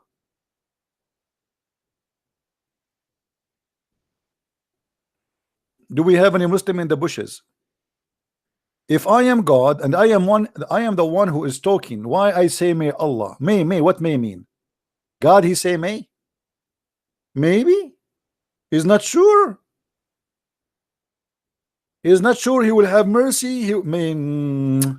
Should I give him mercy? Not to give him mercy? Maybe I should not give him mercy. Maybe.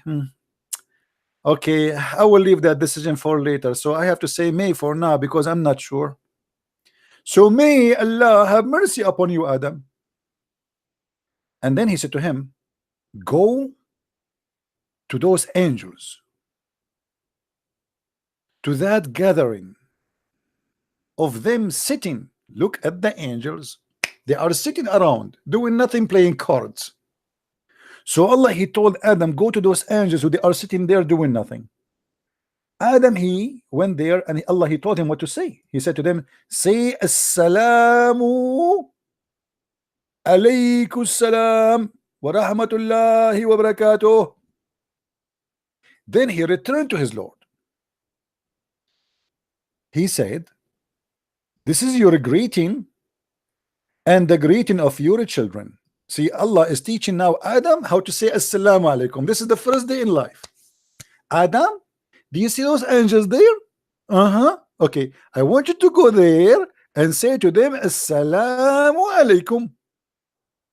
Now Adam is walking like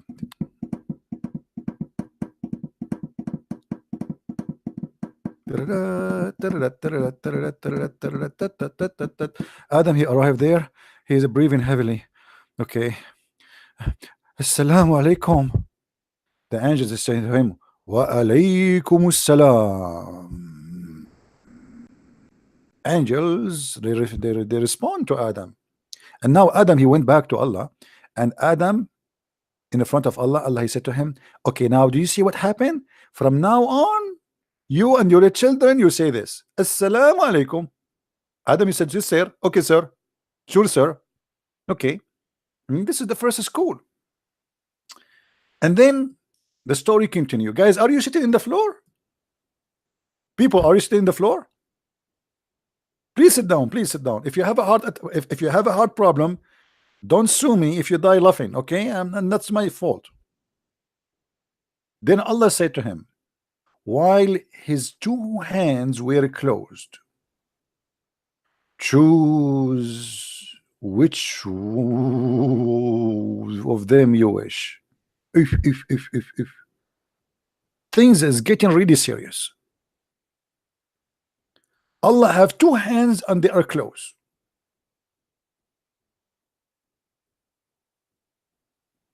And Allah, he said to him, choose one.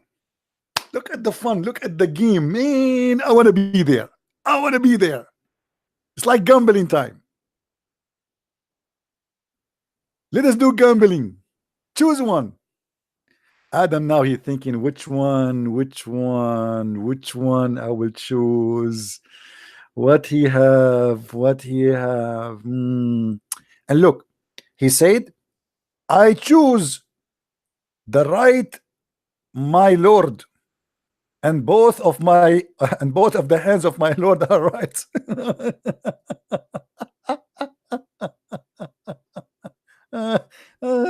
Oh boy. Oh, hold on. He chose the right one, but both of them they are right.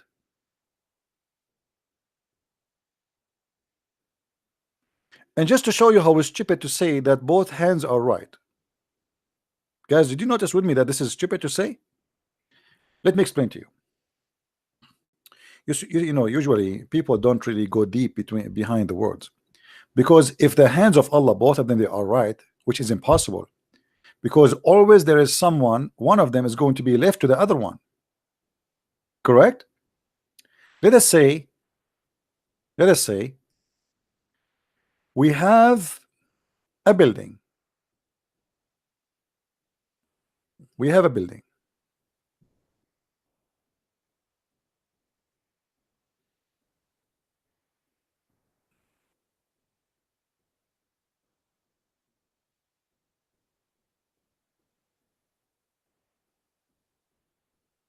All right, and in this building, this side here is considered the right side. So let us color this right side with the green. This side is the right side of the building. Okay. So now if we have two hands in the right side, let us make them blue. Still one of them is going to be left. Is that right? Still one of them is going to be left, because if this one here,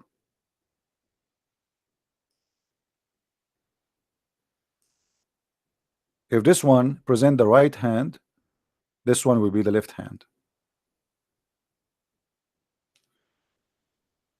So do you see how stupid the idea to say that Allah he have two hands and both of them they are right? It's impossible.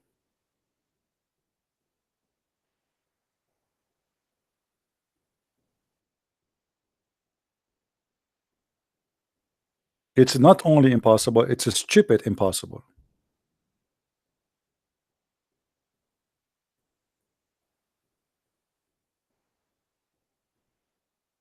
Even Christian friends don't have that. Imagine.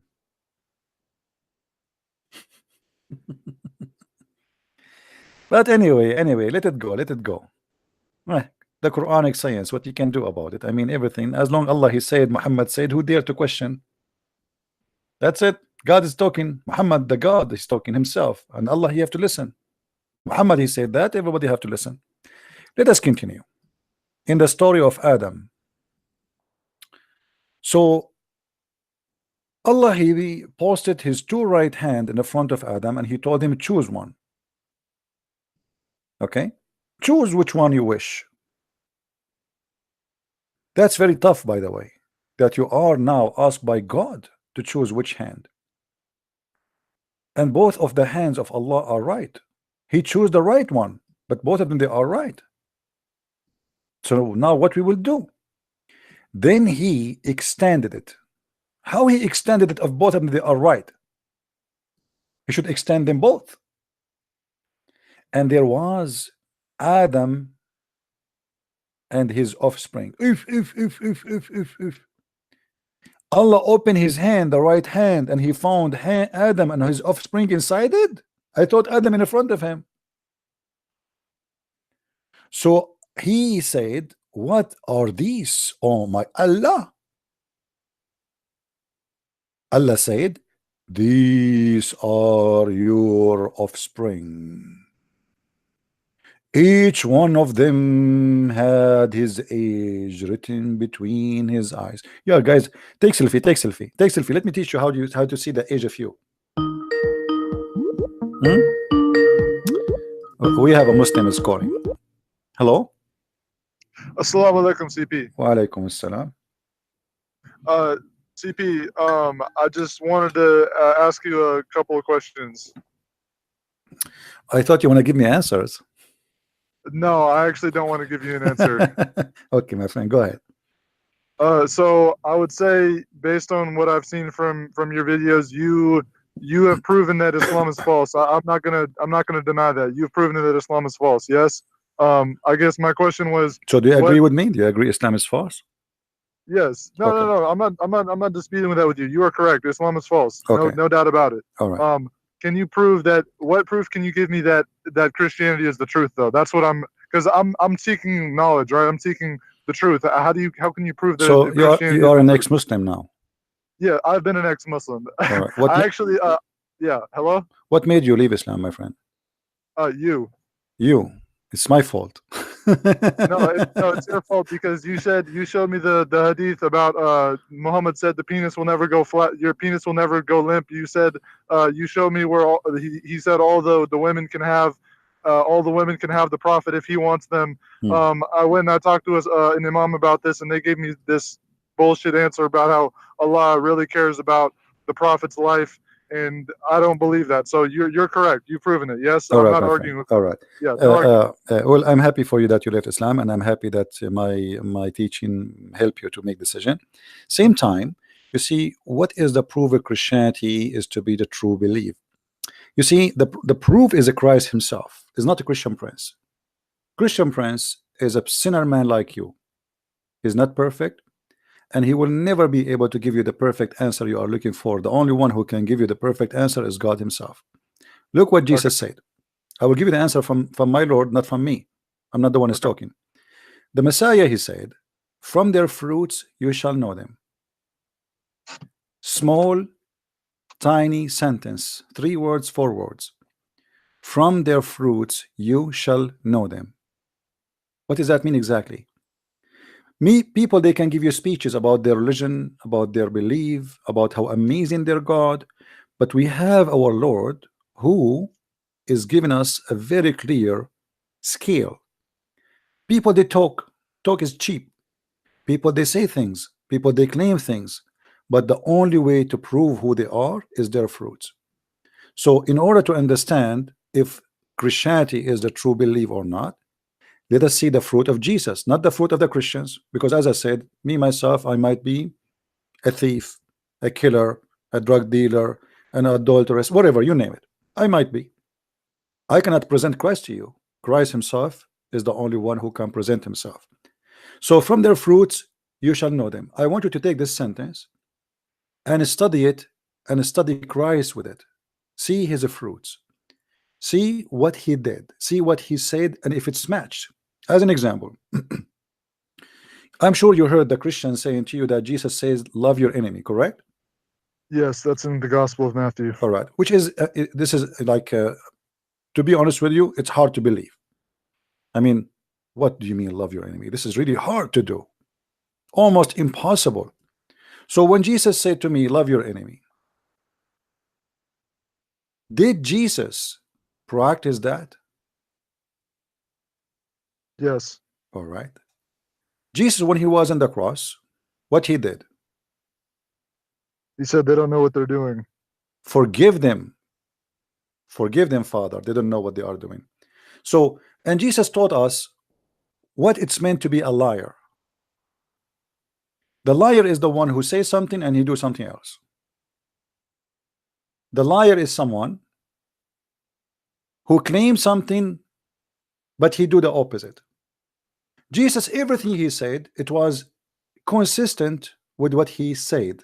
Everything he did, even in the cross, the ones who they are killing him, he is worried about them and seeking their salvation.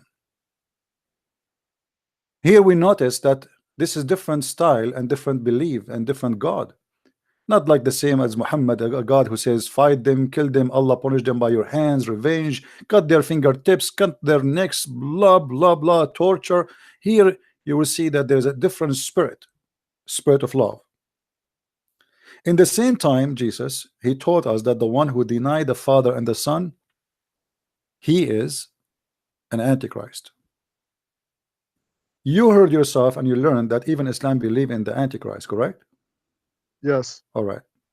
Shouldn't I ask myself why there's an Antichrist but not anti-Muhammad?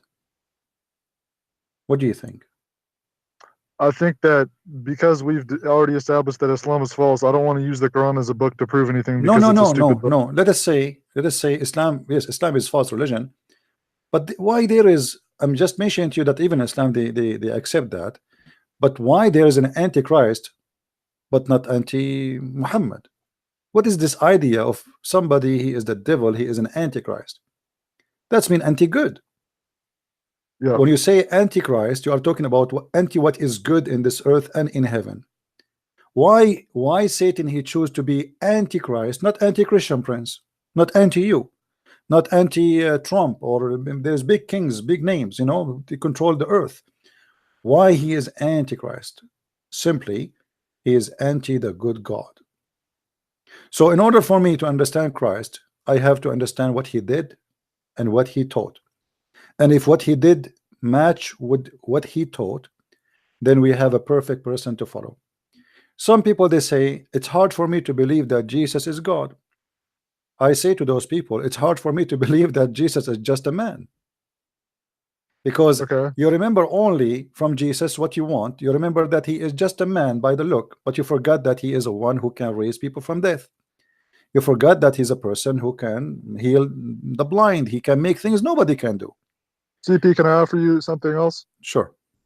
So I've read the New Testament, and so I guess one concern that I have is that because you have 4 gospel writers, and they have different details sometimes of the same events. Like, for example, when what's a good one? Oh, so like in the Great Commission in Matthew 28 verse 19, when Jesus says, "Go therefore into the world, make disciples of all nations, baptizing them in the name of the Father, the Son, and the Holy Spirit." Yes, he says that in Matthew, but then if you look at the same statement in one of the other Gospels, it'll say, "Go therefore into the world," and it doesn't say like because if you believe the 28:19 in Matthew, you have to say that the Trinity is in the Bible, and that's proof. But the thing is, if you look at the one that's in Luke or in Mark, then the statement doesn't say that. So how do we know which one is the one that Jesus said? Maybe Jesus did do all those things. Maybe he did raise the dead. But if the people that were writing it down don't even have a consistent, they have generally the same message. But in terms of the statement, when he says Father, the Son, the Holy Spirit, then you can't deny the Trinity and you can't deny what Jesus did. But if the statements are different, then you have to ask the question, right? You see, those are not different statements, my friend. This is why we have 4 writers, not one. Otherwise, if each of them is going to say exactly word by word what the other one he said, then we do not need the second writer and the third writer and the fourth writer. Everyone he speak of his let us say how God he inspire him to explain things. It's not word by word. Do you think that everything Jesus said is written there? Probably not.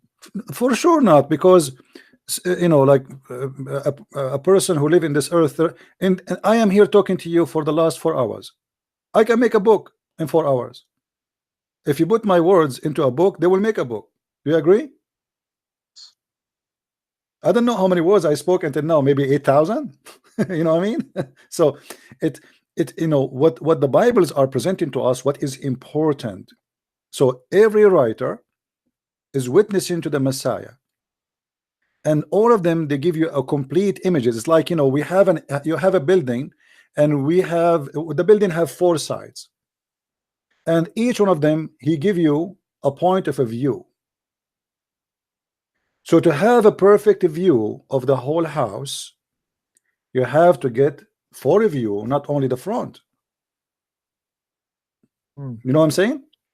So each one of them, yeah, each one of them he give you as an example.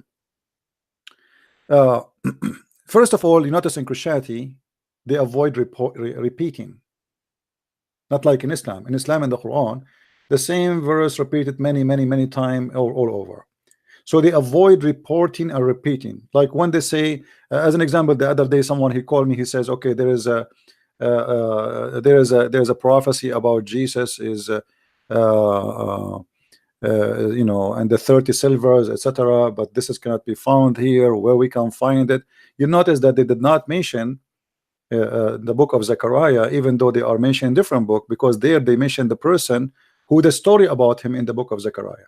So always they avoid repeating the same story with the details. If the other book give us the whole details, why I want to repeat the whole thing?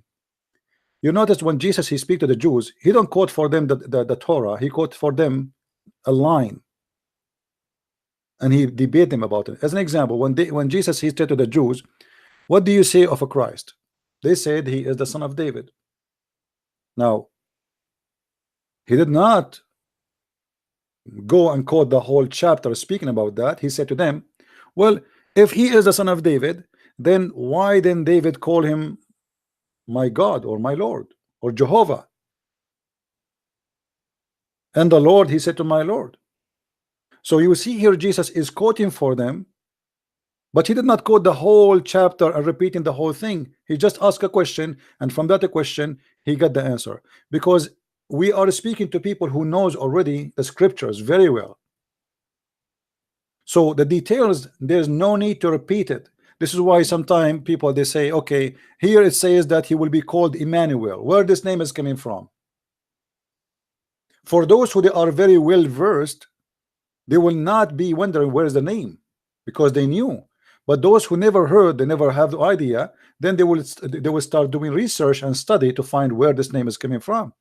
So for you as a person who is not very well versed, you wonder why here it says not the whole story as it mentioned in that story, because there's no need to repeat the same story twice. Same time, it's not in contradiction.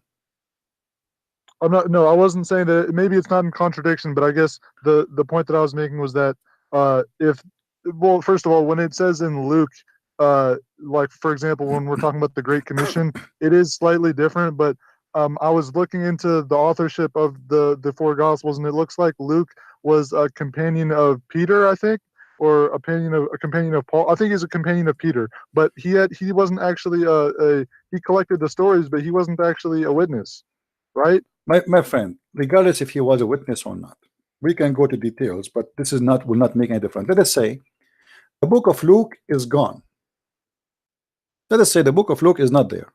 That will not change anything, because still the other Bibles are consistent, speaking about Jesus' crucifixion, what he taught, what he teach, what he said, what he did, and every one of them he present to us the story from his point of view by the inspiration of God. So Luke is just another one confirming what the rest are saying, not opposing, not saying the opposite. And at the same time, if just to make it more clear for you, if we have let me put something in the screen just to make it simple for you to understand. I'm sure you are smart. I'm not saying you will have difficulty, but just to help me in explanation of things. All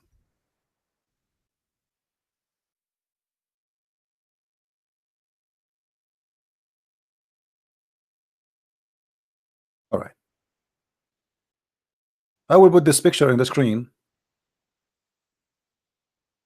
and I hope you will understand what I'm trying to say to you. Do you see the picture on the screen now? I'm actually not on my laptop today to watch your show. I'm on my phone. Oh, I'm okay. about to work. Anyway, I put a picture of a farm, you know, and in the farm there's many objects. There's a house, there is a stable, there is many things for farmers. But if you ask 4 people to describe for you this picture, you will find everyone start describing from different corner, maybe, or he described the same picture but in different words. Is that correct? Yes. You will not even find them, even though they are describing the same picture, the same exact picture. You will not find them describe it exactly like each other, because everyone he sees something, the other one he don't see. Okay. And that because everyone, God, he gave him a gift. As an example, some of us, they are very great in details. And I think we have to agree in that, right? Yes. Some of us, we don't notice the details, we notice the big stuff. So some of us will notice, okay, here there's a big house, here there's a stable, I see where the etc. Here I see maybe here they make wine, here they store their goods. But there is someone, he might notice that here there is little tiny thing, which is to water the horses, to give water to the horses, and the rest they did not notice it. So from the God wisdom is that we have more than one writer, so we will not miss Okay. what God is trying to say to us. Because remember, God is speaking to us in our language. The Messiah, he spoke using parables. You know what does that mean, right? So yes, he tell a story. Why he is telling a story? Because we as a human, we are not really the genius we claim to be. Stories help us to understand what he want to say, but it's not the purpose. Correct? Yes. The story is not the target. The target is to explain to you. So he always talked to them in parables so they might understand. And here we have four people doing their best by the inspiration of God to describe for you what happened and what was there. Okay. So when you read the four, they I complete each yes. other. They are not a copy of each other. Okay. No, I'm totally with you on that. So I guess what I'm asking is, so do we know about the as far as the other three writers, meaning like Mark, Matthew, and John? So Matthew was the tax collector, right? Is that correct or no? You see, I don't want to go in details. It doesn't matter even if he is. Let us say you can assume the way you want. But if you want to go in details, maybe we can go in details about the four Bible. But for me, I have a topic which is Islam only. Sure. I advise you to go to Sam Shamoun. He loved to such a topic. But for me, the best way to explain it to you is we are not limited to one book. For one book is the four book, which means we have four books, but they are one.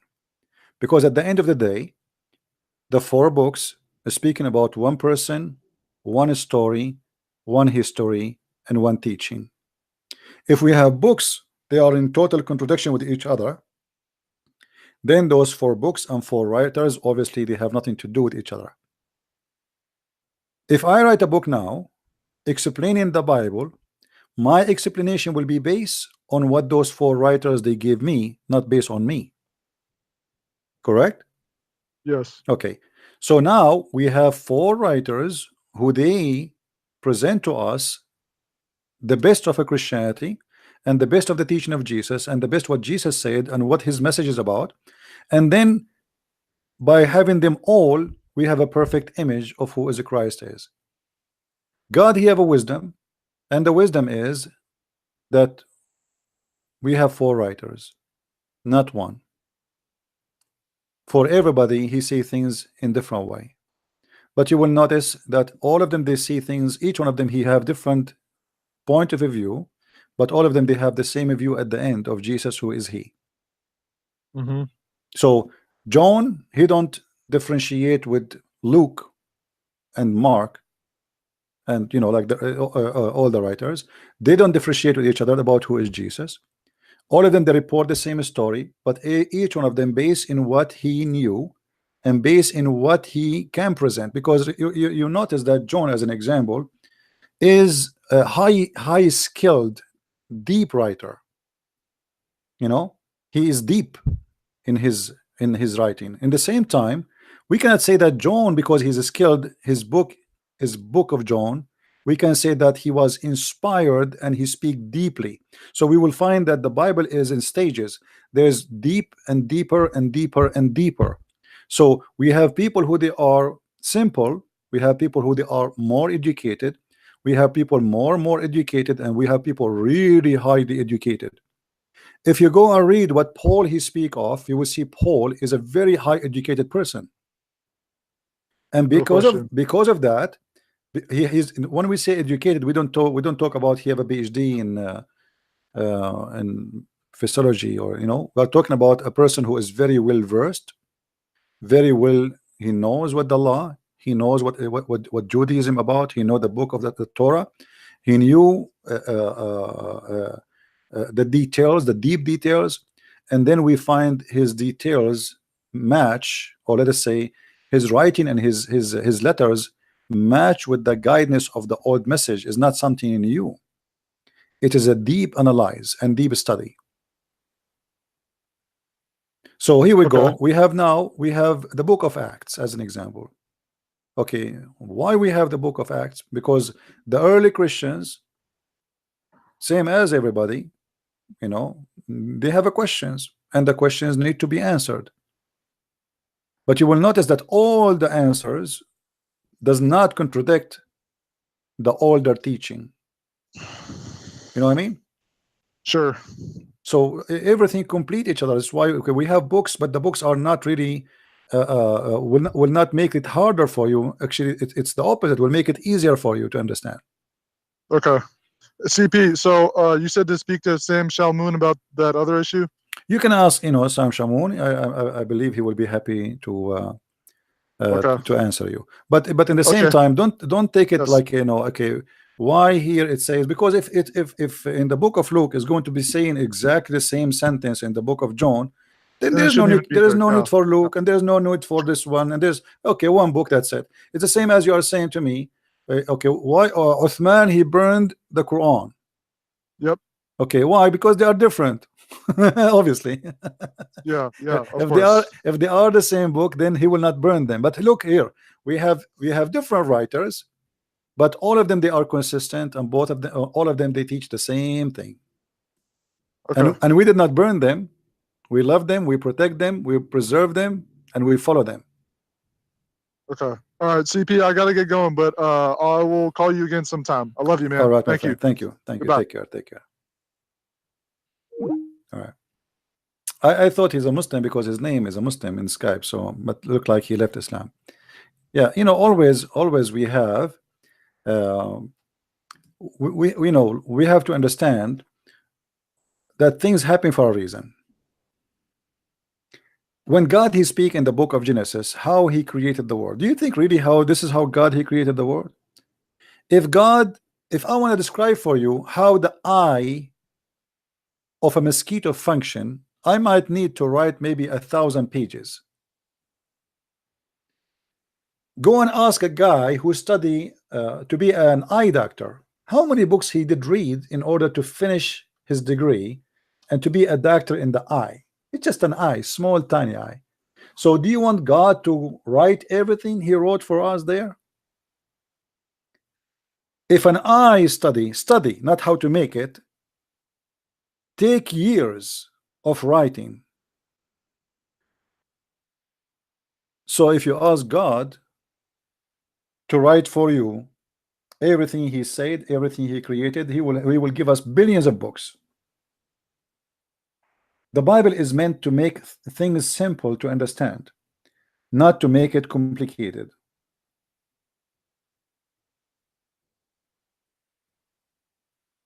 All right?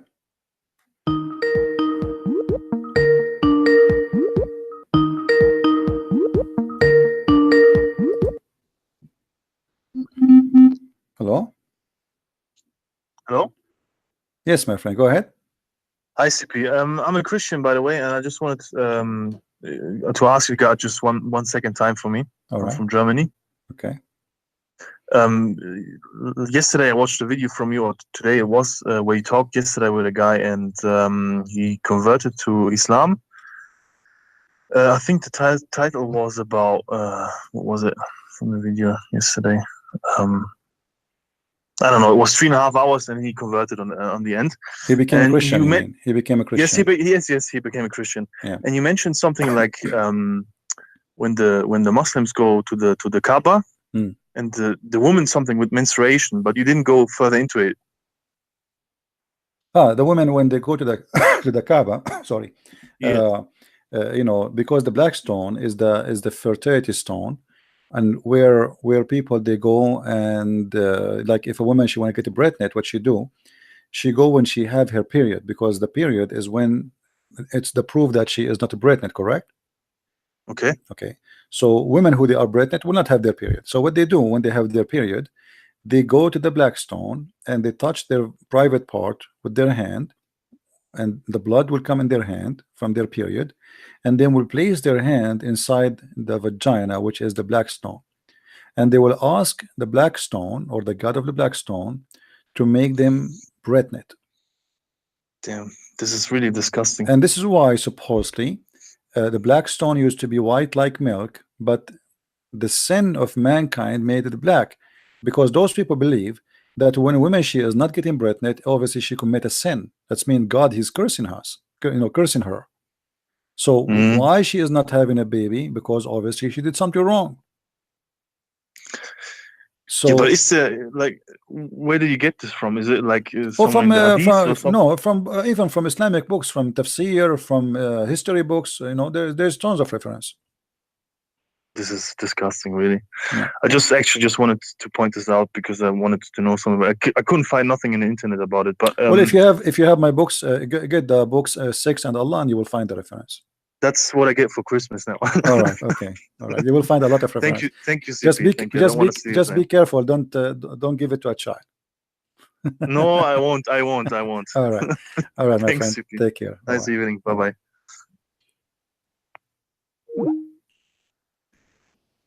Do we have any Muslim would like to call us? I'm really happy that a lot of Muslims are leaving Islam because of our videos, and I believe it's not just because like we as a human, we have a kind of a problem. Sometimes we read, but we don't notice how silly stuff is. I will give you an example. We have 815 people watching right now, and I'm sure there's many Muslims. I want a Muslim to call me and to choose for me a chapter, and he challenged me to find something silly in it. You tell me any chapter you want, and I will show you how silly it is. You see how tough that challenge is? How are you, my friend? Hi, CP. How are you? I'm all right. Glad to hear your voice again. Thank you. I just wanted to expound on or give some answers for that the synoptic gospels. All right. So I just wanted to tell the young man or the ex-Muslim that called in. So basically, the synoptic gospels, that's Matthew, Mark, Luke, and John. They're like 4 witnesses. Say an incident happened, and the police come in and they want to find out what happened. They will talk to people that saw what happened, and these 4 people give different accounts or different perspectives, not different accounts, but different perspective of what happened. And it's kind of like there's a story of how does the blind man recognize an elephant. One of them says, touches the trunk and says, I touched something that looked like a snake. And one says, I touched something that was hard and firm but curved, which is the tusk. And someone says, I touched the tail. Another person says, I touched this huge body. And together, you bring all these pieces together to ascertain that, okay, this was indeed an elephant. So all these Matthew, Mark, Luke, and John are given their perspective of the same incident that happened. And that's what we call a synoptic. Syn, which is not like S-I-N, but S-Y-N, means together, and optic means to see. So to see together, all these perspectives coming together to form the synoptic gospels. And the more witnesses, the better. The more witnesses, and especially the witnesses, they are not in contradict with each other, they are completing each other. And obviously God, he have a wisdom in that. I don't believe this was a coincidence. It was God, he chose it to be this way, and it's proven to be perfect, because always I get more light on in the image by reading the other gospel and then the other gospel. So both 4 of them, they give us a perfect story about what happened. Yeah, it's for better, not for there's no confusion. It's for better. Yes, another thing too is that in college, when you write a paper, you need to bring different how do you call it? You have to cite your sources. And when you write a scholarly journal or scholarly paper, no professor will grade it if you only have your own viewpoint. When you write a paper, they want to see references. And when you have all these references agreeing to your point, that is what makes your point stronger. So if we want to put the Bible and the Quran, the Bible has so many authors that are pointing to the same and agreeing on the same thing, whereas the Quran only has one author. And that is, in any academic circle, that is unacceptable, because you cannot write any scholarly material that will be deemed true when it has only one perspective. It has to, you only have multiple authors, leading thinkers, or agreeing that what you're saying is the same. That's where it is considered accurate and true. Yeah. Well, thank you for calling to explain. And you know, at the end of the day, if you read every like every gospel of the four, you will find that the Messiah speak to you there, and this is what is beautiful about the books, because after 2,000 years, I can read the Gospel of John or Luke or Mark, etc., and still I will find the Messiah speaking to me there, not John speaking to me. It is very refreshing. It's very beautiful. It's very deep, and it's very personal. This is something we cannot find in the Quran. The Quran is just a recitation of something plain, not smart. There's no conjunction. There's no connection between the words. The Muslims, they are proud about an Arabic language, which they themselves do not understand, which is very funny. And they don't care for the meaning as much they care for what people say, that this is a perfect Arabic. When we, the Arab, we laugh at it. Even the Arab in the time of Muhammad, he says, we can make better than this. Come on, what are you talking about? So what the Muslims are proud about is something silly, and what we are proud about is something so beautiful. When you read the Bible, you feel that you are the one who is the Lord speaking to you. It's something very personal. It's not a story you are reading about someone. You feel that you are in the story, and the story is about you. When you go and read any of the parable of Jesus, you will see you fit there. Yep, that's why they say the Bible, the Word of God, is active. It's sharper than any two-edged sword. You know, we have the logos, which is the spoken word, and we have the Rahmen, which is the speaking word, which still continues to speak to this day. And that's the word in season. When you read a specific verse, it's like, oh, this was just written for me for this particular moment, because it's God breath. That's what we call inspiration. Inspiration means to inspire, which is what we have as expiration and inspiration. Is inspiration. It means God breathed His word out, and that word is active and always speaking to us even to this day. All right. Well, thank you, my friend, for calling. All right. And God I bless hope you, the man. Muslim will have better understanding. At the same time, the best way to understand Jesus, talk to him. Yes, exactly. He is a living God, you know. Yes. Thank you, my friend. Thank you for calling. All right. God bless. Bye. Bye. You know, when the Muslim, they say to us that the Quran is an amazing book, and the Arab, they were like, wow, how he can do that? Is it really what happened? The Quran get them busted.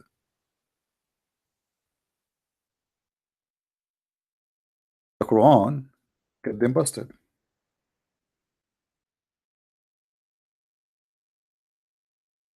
The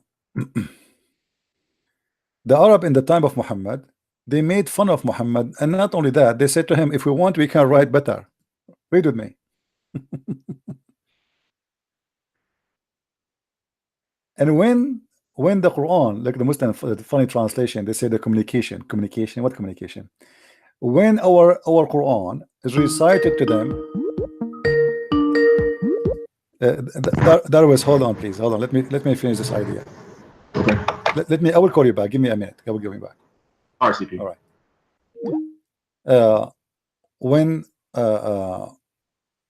the Quran is recited for them, they say, well, we can come with better than this, and we can make the same as this. Let us go to the translation first. They just changed the translation because Muslim translation is very funny. The Quran became communication. Suddenly the Quran became communication. It's not Quran no more. All right.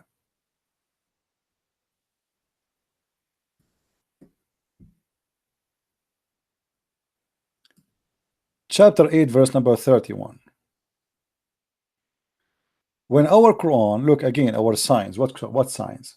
When our Quran are researched to them, they say, we have heard this before. If we wished, we could say words like these.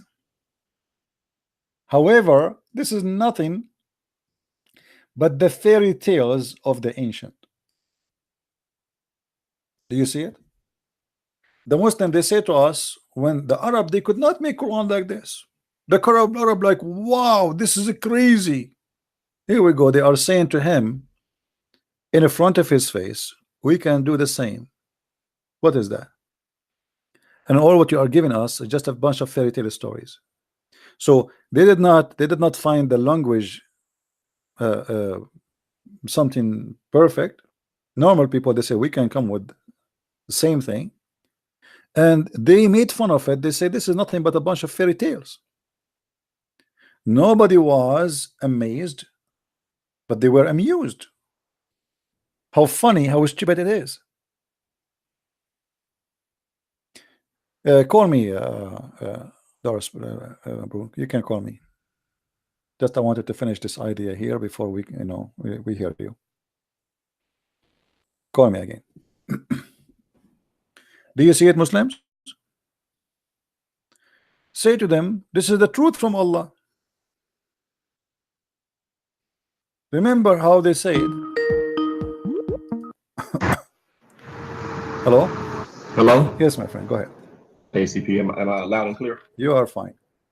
Okay. A couple things when that guy, when he called a while ago, the ex-Muslim, kind of dovetails with something I wanted to ask you for the last couple of days. Okay. I've seen him and other Muslims, I should say recent ex-Muslims, they kind of try to look at Christianity like they look at Islam. Like that guy says, well, I've heard enough. I'm convinced that Islam is false. I know that. But then how do you know that Christianity is true? And then he starts to ask questions about the Bible, kind of split hairs. Well, Matthew says this, but in Luke it's different word. It's worded differently. Before we go into all of that, I want to say that, you should not look at Christianity like that. In Christianity, the foundational claim is Jesus, the life, doings, teachings of Jesus. And the Bible, the books of the Bible came after that. Whereas in the Quran, the central claim is the Quran. The Quran is this miracle that was literally spoken verbatim by God. That's the founding claim. So when you try to examine the two faiths, you look at it differently, With the Quran, since there's only theoretic, we know it's false, but yeah, but I understand his logic because he is not a Christian anyway. See, we as a Christian, we can say you should, but we can say you better try to see it in a certain way and try to read them all so you can get a better understanding. As long as they are not in contradiction with each other, then there's no problem with having the four. The four, they complete the picture for us, and obviously there's a reason for those four to be exist. And why the Christian, they did not continue and write 5 and 6 and 7 and 8? You know what I mean? So yeah, right. Otherwise, they can. Here we go. Like Jesus, he have 12 apostles. Yeah, right. We understand that, but the thing is, though, because there's an actual event, it's actually the life of Jesus. By the way, the answer to his question is Jesus. You look at Jesus and you see how he performed in history, and you ask yourself, what is he? You had it right when you said that. The people, they try to say, well, Muslims say, well, I can't believe that Jesus is, I can't believe Jesus is God, they say. And you say, well, I can't believe that Jesus is just a man. Yeah, because simply, yeah. You see, if you want to base in your to confirm what you believe based on the Bible, and there is a confirm what you believe in what Jesus did in actual life too. So if you want to tell me that Jesus, let us say the Muslim, they try to make us believe that Jesus was just a prophet. Okay, a prophet. Why he needed and the Muslim, they claim that all the miracles Jesus he have is given by Allah. Okay, why Allah he gave him all those miracles? Obviously those miracles did not succeed to make us believe him that he is a prophet. They succeed to make us believe he's God. Right. Well, and if you look at Jesus, like you look at what the witnesses to Jesus say that Jesus claimed about himself, and then you look at the miracles he did behind that. You know, the idea that he is just a prophet is just, that's probably the most false thing you can say about him. For him to say this stuff, and then for him to say this kind of stuff, it's blasphemous. He is actually outright evil unless he's telling you the truth. Yeah, like when he said, like in John 5:18, you know, the Jews right away in the spot, they said to him, who's this person? He's making himself equal to God. Yeah. You know, he's making himself equal to God. I mean, as simple as that. Right. And the Muslim, they say to us, where Jesus said, I'm God, worship me. Well, the people who witness him in his lifetime, this is why they want to kill him. Actually, why Jesus was being taken to the cross. Right. You know, so but then when you look at, so when you have it in your head that it's about Jesus, then you see that it's about his footprint that he left in history, which is bigger than just the Bible itself. I mean, now the Bible is a valid part of history, is historically significant and reliable, but there are actually traces and things of Jesus that are bigger than that. You know, like, where did the church come from? Okay, if Jesus is not who he says he is, if there's no Jesus or he's not God, then why are all these people in the church sacrificing their lives for it? Why? How do you answer that question? Yeah, you have to explain. They not only they sacrifice their life. I mean, you see, I can say I'm sacrificing my life, spending my time here, but there's a huge difference between what I'm doing, sitting behind my computer, and I have a cup of coffee or tea in front of me, and compared to myself to Peter and to Paul, and what happened to them, and the torture and the death and the killing. You see, this is a real sacrifice. This is not, those people, they were paying their life literally.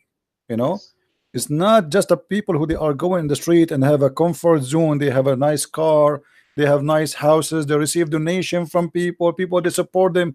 It's the opposite.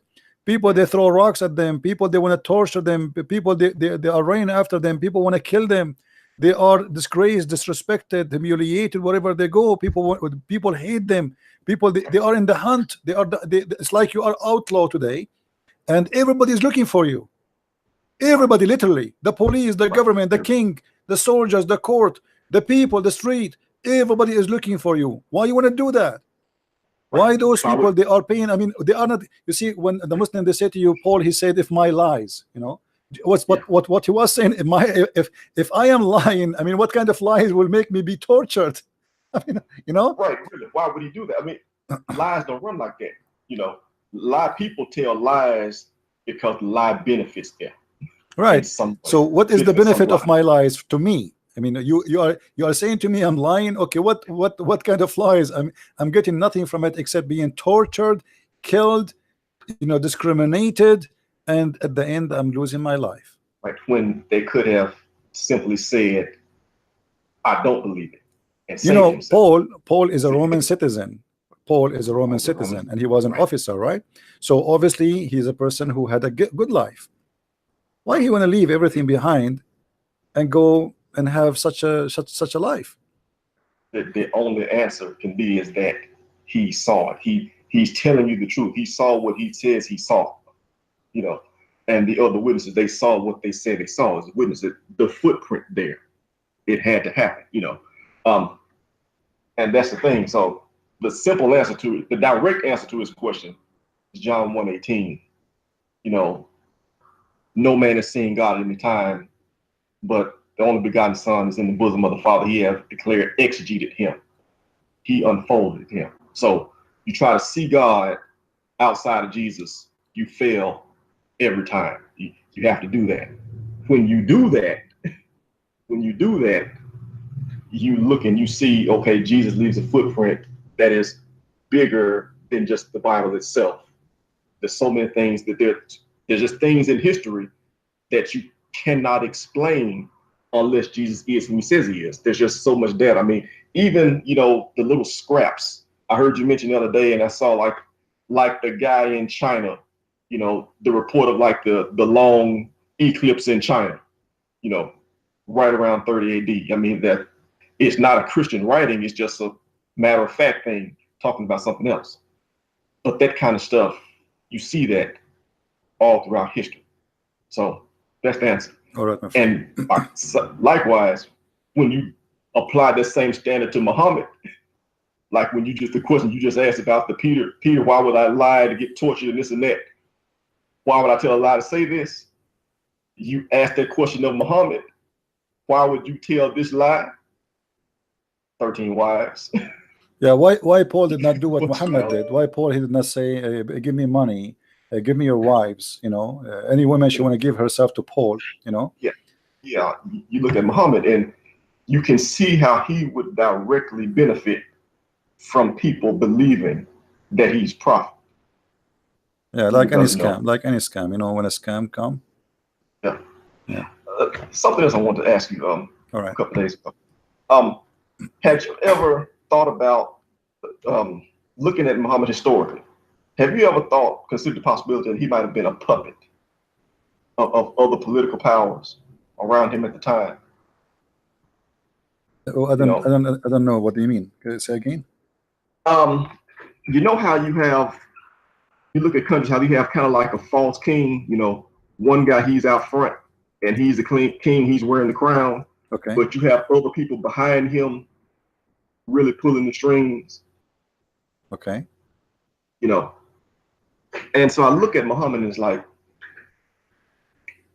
obviously there are gaps in the history as to how he amassed that much power and that much time, and, you know, the Quran, all that kind of thing, that there are historical gaps there. No, you see, Islam did not become powerful in the time of Muhammad, actually. Islam became powerful after Muhammad died. Muhammad in his time was able only to control his territory. He was not able, as an example, Muhammad, he prepared himself to go and attack the Roman, but he was not able to succeed. The success happened after Muhammad he died. You know, when the children of Bani Umayyah, who they are warrior, they took over the caliphate.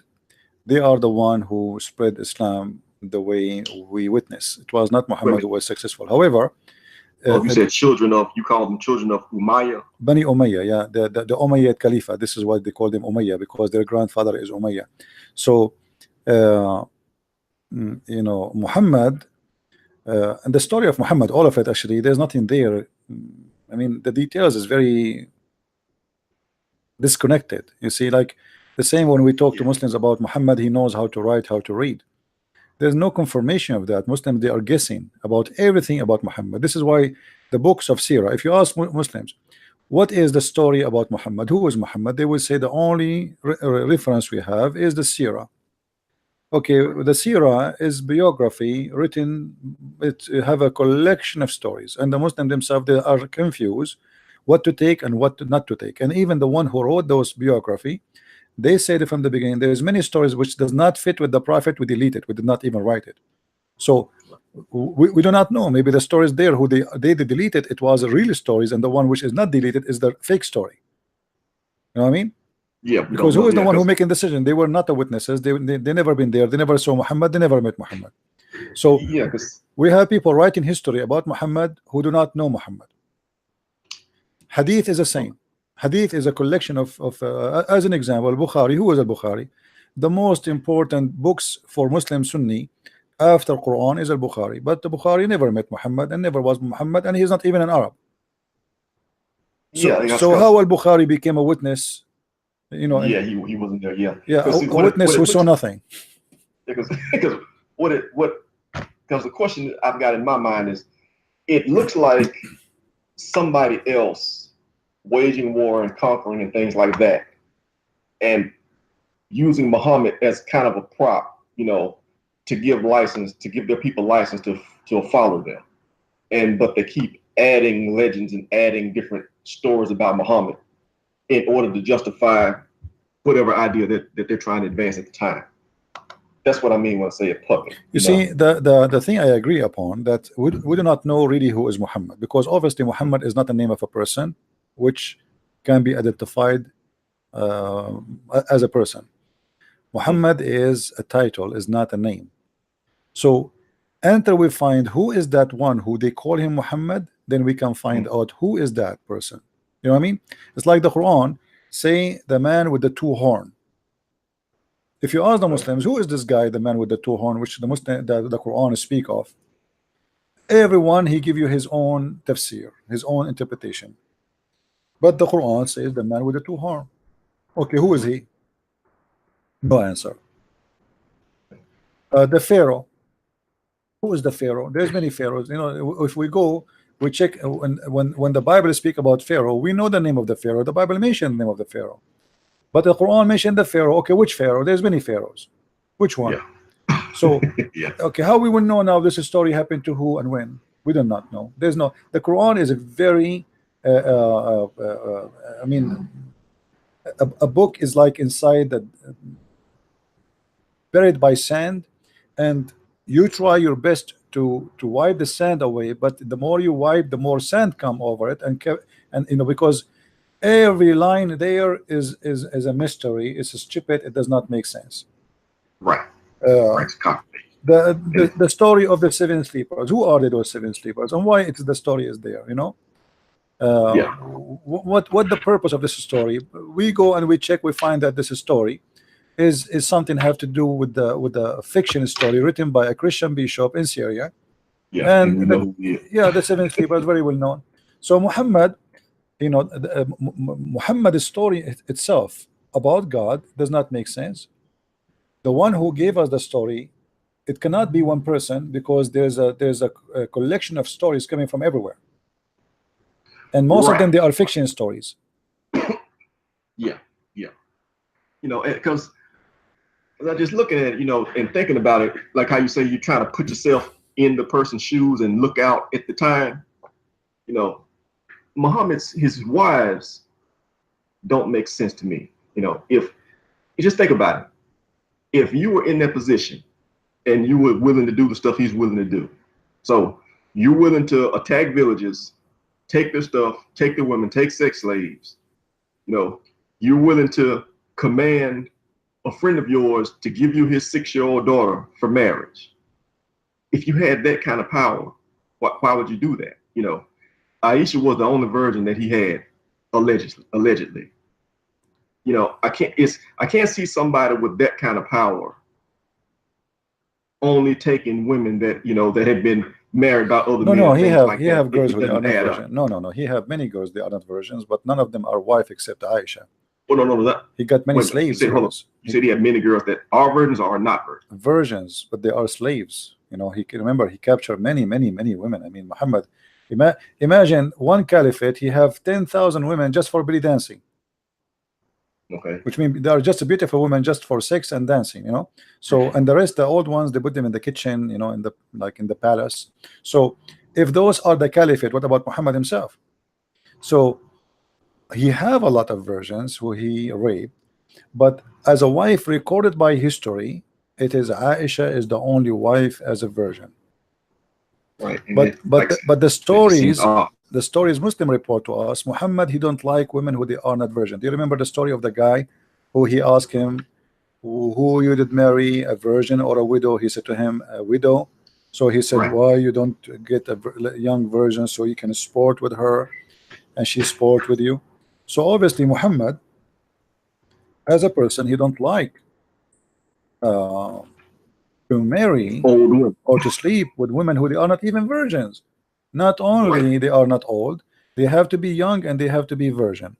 So, and you know, when he is advising the man to do so, obviously, like if I advise you, if I say to you, why I ask you, what did you marry? You said to me, I married. Okay, what you married a virgin or a widow? And you said to me, or previously married. You say, no, it's not a virgin, you know. And then I say to you, why you do that? Why you do that? Why you don't do this? It's mean this is what I want. This is what I like. You see, my advice meant to be, this is what I think is the right thing to do. So Muhammad, by expressing his advice, he expressed his desire that women who they are, or the young children are the best to sleep with.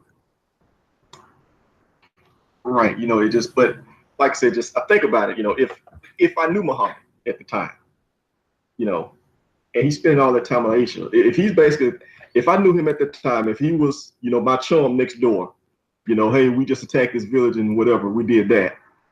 And he says to me, you know, I'm going to take another wife. This girl here, she's 6. You know, I'd be like, Mo, what you doing? I mean, you don't have any male heirs. You know, you have access to all these women in the village. You need somebody that's young and able to have kids right now. Why would he do that? It's like it doesn't add up. We're missing something. You know.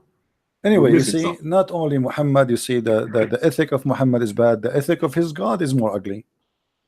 It's like because remember, the Muslims, they say the Quran is the book of God and everything there is coming from God. You will find not only Muhammad. If Allah is the one saying any Muslim woman she want to give her private part to Muhammad, I mean, who is this? Who is the bad person here? Muhammad or Allah? Obviously, both are the same. They are partners. Allah, he worked for the benefit of Muhammad. Allah, he make verses saying if Allah is a true God, let us say that assume that Allah is a true God, does it exist, and then Allah, he says any Muslim woman she want to give her private part to the Prophet. Obviously, this God, he's a servant for Muhammad. He worked for his benefit, and especially his money and his sexual desire. So obviously, the God of Islam is a fiction God made by the size of Muhammad. It's like a tailor, you know, a tailor. He make something fit for you. So Muhammad, he created a God which exists before him, but he used his name to fit with him and his needs. Right. Well, yeah, because like the one with Zainab, more than that, where he told, no, not Zainab, Mary the Cop, he told his wives he wasn't going to sleep with her anymore. Yeah. Then he made a verse says Allah told me why you are doing that. Yeah. Why are you denying yourself, Muhammad? Yeah. I mean, I made that lawful for you, man. What are you doing? No, what happened? Simple. You know, after he made the promise, he felt bad for why he did that. How I can break it now? I want to sleep with her, man. She is beautiful. So what I will do now? She's here too. Okay, so I will make a verse, and Allah is ready. You know, I will make a verse says Allah told me. So can they say no? And if they say no, Allah and Jibreel and the believers and the angels all will back him up. Yeah, all that. All that. All right, my friend. Because he didn't want to sleep with his girlfriend. Thank you for calling. Let us see if we can get one more Abdul before we go. You got it, CP. All right, Bye-bye. Thank you. Do we have any Muslim would like to call us?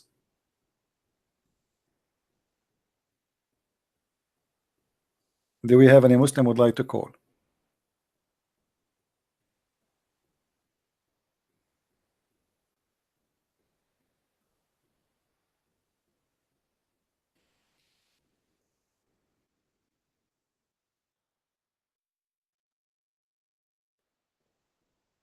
Any Abdul?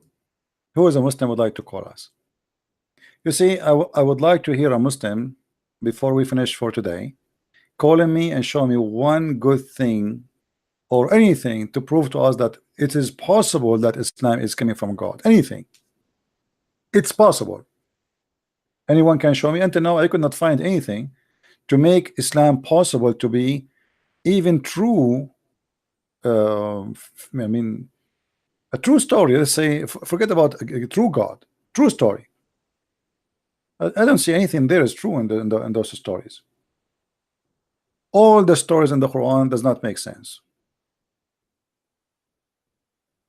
As an example, you know, we believe there is a person, his name Adam.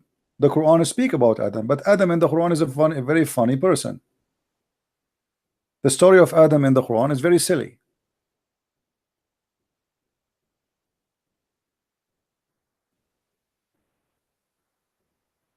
I cannot find in the story of Adam in the Quran anything except silly, stupid story. The first thing Adam he did when Allah he created him, he sneezed.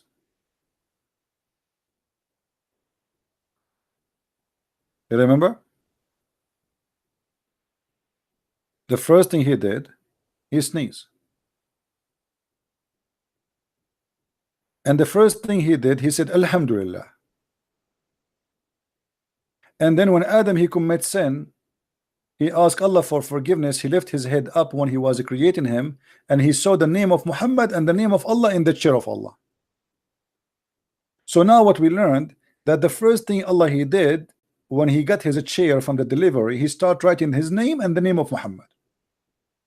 The God who created the universe and all this massive universe, he is busy writing the name of Muhammad in his chair.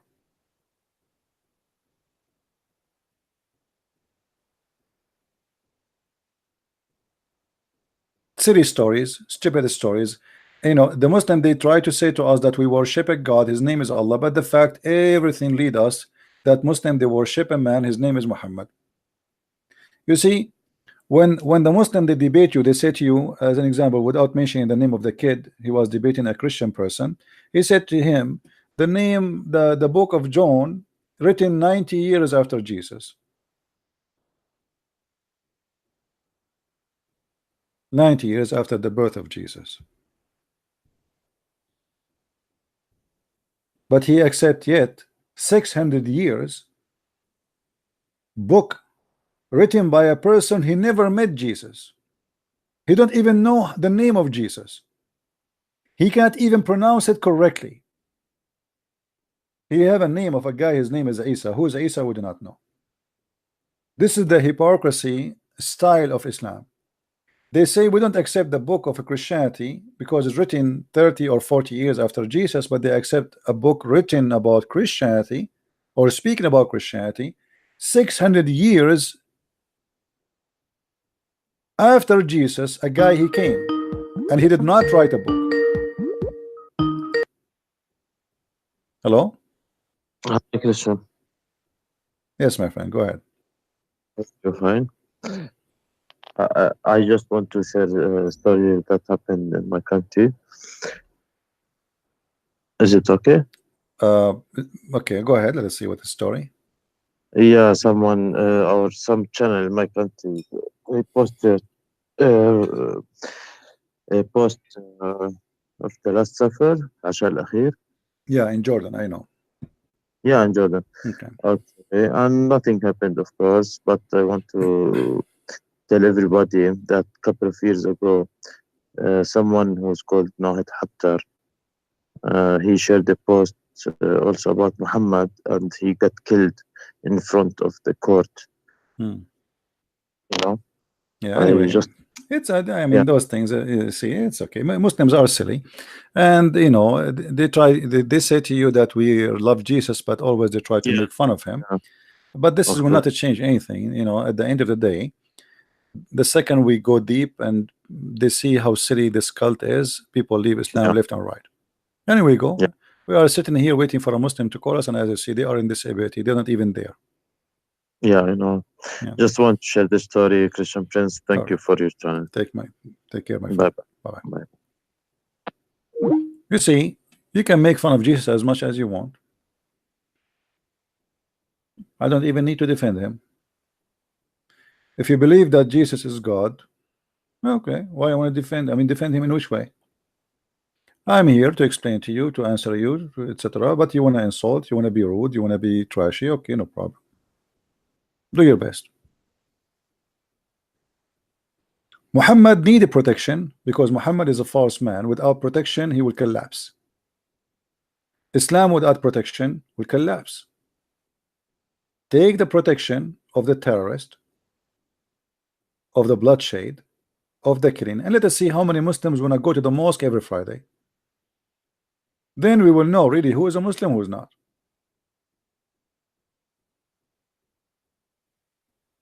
Allow people to drink wine, and let us see how many people will drink. Allow people not to fast, and let us see how many people will fast. The one who fasts is the one who is a truly believe. So why you want to force things in people who don't believe? Because Islam doesn't care. Islam is based, you know, there's a sheikh, his name is Al-Qaradawi. He said, if not the sword of Abu Bakr, Islam is not exist today. Because Abu Bakr is the one who waged a war. It's called the war of apostate. It was the only way to get them back into Islam is to wage war on the apostate. As simple as that.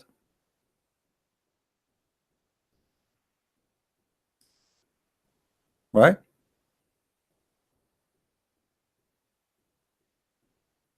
And the second, you start asking any questions like, oh, like those silly stories we see in the screen. Look how silly this story. Who in the world will believe in this? Even if you are 5 years old, kid will not believe it. Allah, he put his two hands, which are both of them, they are right hands, and ask Adam, choose one.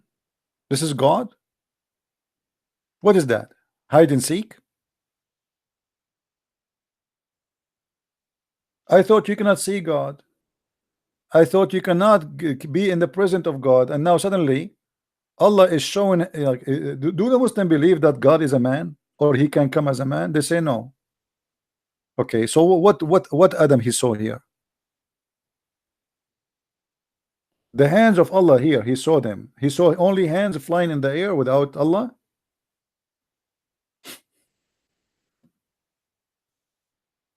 Stupid silly story.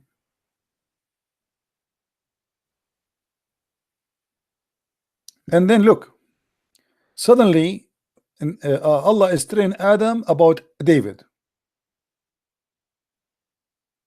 David, from all the billions, they are children of Adam. Only David is suddenly in the story. Look at this. When Allah he posted his hands in front of Adam, he said to him, choose one of them as you wish. He said, I choose the right, my Lord, the right hand of my Lord. But both of them, they are right. Then Allah he opened his hand, which is the right hand, which is both, and there was Adam offspring in it. So he said, what are those, my Lord? He said, these are your offspring. Each one of them had his age written between his eyes, but among them there was a man who was most illuminating. Man, this is like a Matrix movie. So now we have billions of human beings in the hand of Allah, and Adam is looking at all of them. And from the billions and trillions, because God knows when the time of the judgment day will come. Like imagine now we are 7 or 8 billion human being now, but how many people die already? How many billions they died already? So all of them, they are in the hands of Allah. And Adam, he noticed that there is a guy between the billions who his eyes is so shiny. X-ray, X-ray. The most illuminating of them, or among the most shiny eyes between them, he said to his Lord, who is this guy? Allah said, this is your son, David.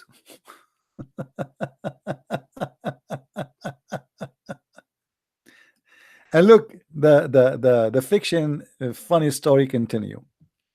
I wrote 40 years for him. 40 years, which means David will live for 40 years. And look now at the bazaar. Look what happened. Adam, he said to Allah, oh Lord, come on, Lord, add to his age. Come on, only 40. Allah said, that what I have written for him. He said, oh Lord, give him 60 years, you know, from my life, which means from my age. Like, what is that? David is asking Allah to extend the age. Sorry, Adam asking Allah to extend the age of David. Take from my age. Take from my age. Negotiation. So look what Allah he said. He said, so you shall have it. So now Allah he extended the age of David to 100 years. He said then, he resided in paradise as long Allah willed.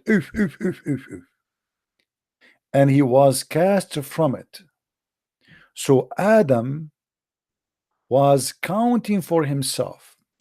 He said, so the angel of death came to him, and Adam said to him, you are hasty. 1,000 years were written for me. The angel of death, he came, and Adam, he said to him, like, what are you coming now? Allah, he told me I will live 1,000 years. The angel said to him, of course, but you gave 30 years to your son David. If you see, Allah is on time. You forgot? Adam, he thought there is 60 years yet, so it's not 1,000 years. So angel of death, he came and said, you forgot? You gave 60 years to your son David. So he rejected, and his offspring rejected, and his forgot, and he forgot, and his offspring forgot. He said, so you ever since that day, what is written and witness has been decreed. If true story. This is very true story.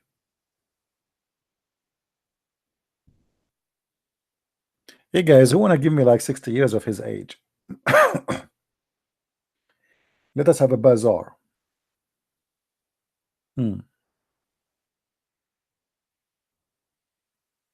This is Islam.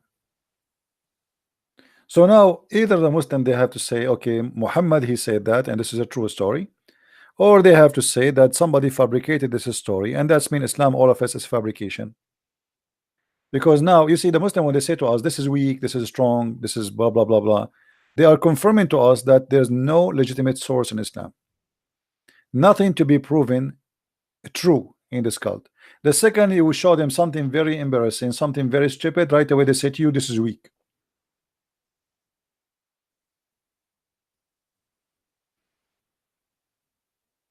Any Muslim?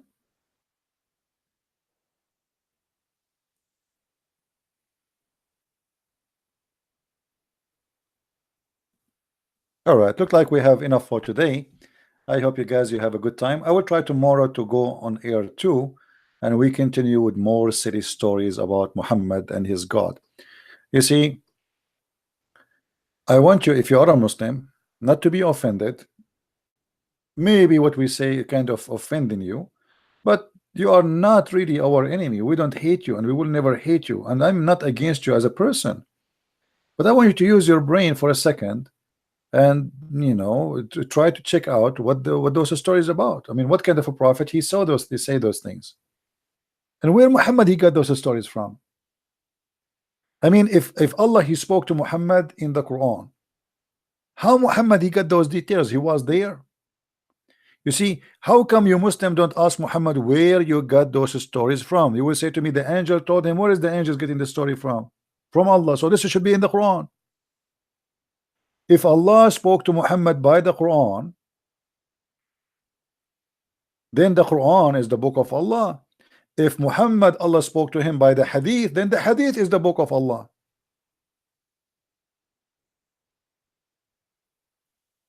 Are you following, Muslims? If this is a story coming from Allah, and this is what you will say to me, you will say Allah told him that this is mean, this is Quran. That's mean this is a divine book. Because why Allah is telling us a story if you don't want it to be a divine story, which means a story from him? Who is the one who said those things? Who was witnessing what happened between Adam and Allah? Even the angel was not there. If you see here with me, Allah he said to the angel, to Adam, go and see the angels where they are sitting there. Do you see it? After he finished him, and Adam he sneezed, hatshu, and then he said Alhamdulillah. Allah he taught him how to say Assalamu alaikum.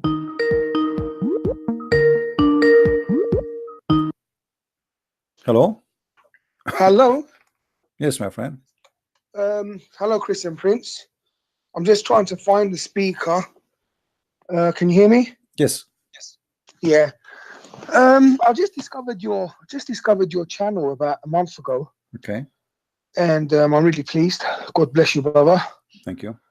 I'm actually learning a lot from you. And I'm an ex-Jehovah's Witness. So I used to be a Jehovah's Witness, but left the religion. But there's something that I've been asking Muslims for years to explain to me, and I wonder if you have time, if you can just help me understand something. Go ahead. Yeah. Every time I asked them if Muhammad was illiterate, they tell me that the Quran says he was, but I can't understand it because he was a merchant, and I find it very hard to believe that someone that was a merchant can be illiterate, someone that does import-export, for example. And I don't know what answer, what explanation to give or how to give it, because I don't find that there's a truthful answer that they're giving me. It's just basically, well, the Quran says he was and he was. No, the Quran never said that he was illiterate. The Quran speak about him illiterate about the God book. You see, the Muslims are people who they are pagan, and Muhammad was trying to copy from the Jews. The Jews, they call those who they are Gentile. They call him Gentile, which means they are illiterate. They are illiterate about what? About God. They worship wrong God. So the illiteracy is something Muhammad, he tried to copy the Jews. If you go to chapter 2, verse number 78, it says that then there among them some literate people who have no knowledge of the book. So who is the one is literate? Is the one who don't have knowledge of the book. The Quran itself is giving us a definition for that. But the Muslims, because they are disconnected people and they try to guess, as scholars before, they said to them the Prophet was illiterate, so everybody says, okay, copy paste, he was illiterate. But the Quran confirmed that illiteracy, this is a book of religion, not the book of science, supposedly. So illiteracy is you being illiterate about God and you don't have a book of God. This is why the Quran call the Christians and the Jews people of the book, and call non-Christians and Jews illiterate. So anyone who is following Christianity or Judaism is not illiterate, and there's no way that all the Christians and all the Jews, they knew how to write, how to read. If you go in the Quran chapter 3 verse number 20, it says, and for if they remonstrate with you, tell them, I have surrendered my whole being to Allah, so have those who follow me, and ask the people of the book, as well as the one who follow no heavenly scriptures. But the fact in the Arabic it says al-ummiyin, which mean illiterate. If we change the translation or the translator, we will find the following. This is why when you try to read learn about Islam following or reading translations, it's funny and it's stupid. So was Muhammad illiterate himself? Could he not read them, right? No, the Quran confirmed one thing, that Muhammad was illiterate about God, which means he was not a believer. He was not a believer. He's illiterate. He don't have a book. He is not following the book of the Jews. He is not following any of the books, and this is why he is illiterate. As you see here, this is, I'm showing you the verses, chapter 3 verse number 20. Thank you. It says those who have a book and those who they are illiterate. Do you see it? So the Quran itself give us the definition. Who is the one called and why he was called? People of the book, because they have a book, and people who they are illiterate because they don't have a book. Is not about knowing how to write, how to read. All right. So why did then the angel Gabriel force him? He said that I didn't know how to recite it. Or you see, this is another stupid example of how the Muslims are disconnected. The Arabic Muhammad, he says ma ana biqari. He did not say I cannot read. He said what I shall read. Anyone who speak Arabic, he should understand that. But as I said, people, they are copy paste ma ana biqari, what I shall read. Because the angel came to him, he did not say I cannot read. That's a lie. This is a false translation. Here you see, when the angel came to him, he says فأخذني فغطني حتى بلغ مني الجهد ثم أرسلني فقال اقرأ. He said to him, read. Now here you notice, if the angel is saying to him read, and Muhammad do not know how to read, that means the angel is stupid. Right? Because I am Yes. an angel of God, and the one who is saying to me to say to you that is God. It's not even the angel himself saying that, because the angel is just saying what God told him to say. So I have a Quran. I have a Quran. So can you tell me where that verse was, where the angel told him, chapter no, and this verse? is not Quran. This is Oh. hadith. Yeah, this is hadith. Hadith. Yeah, Okay. this is hadith.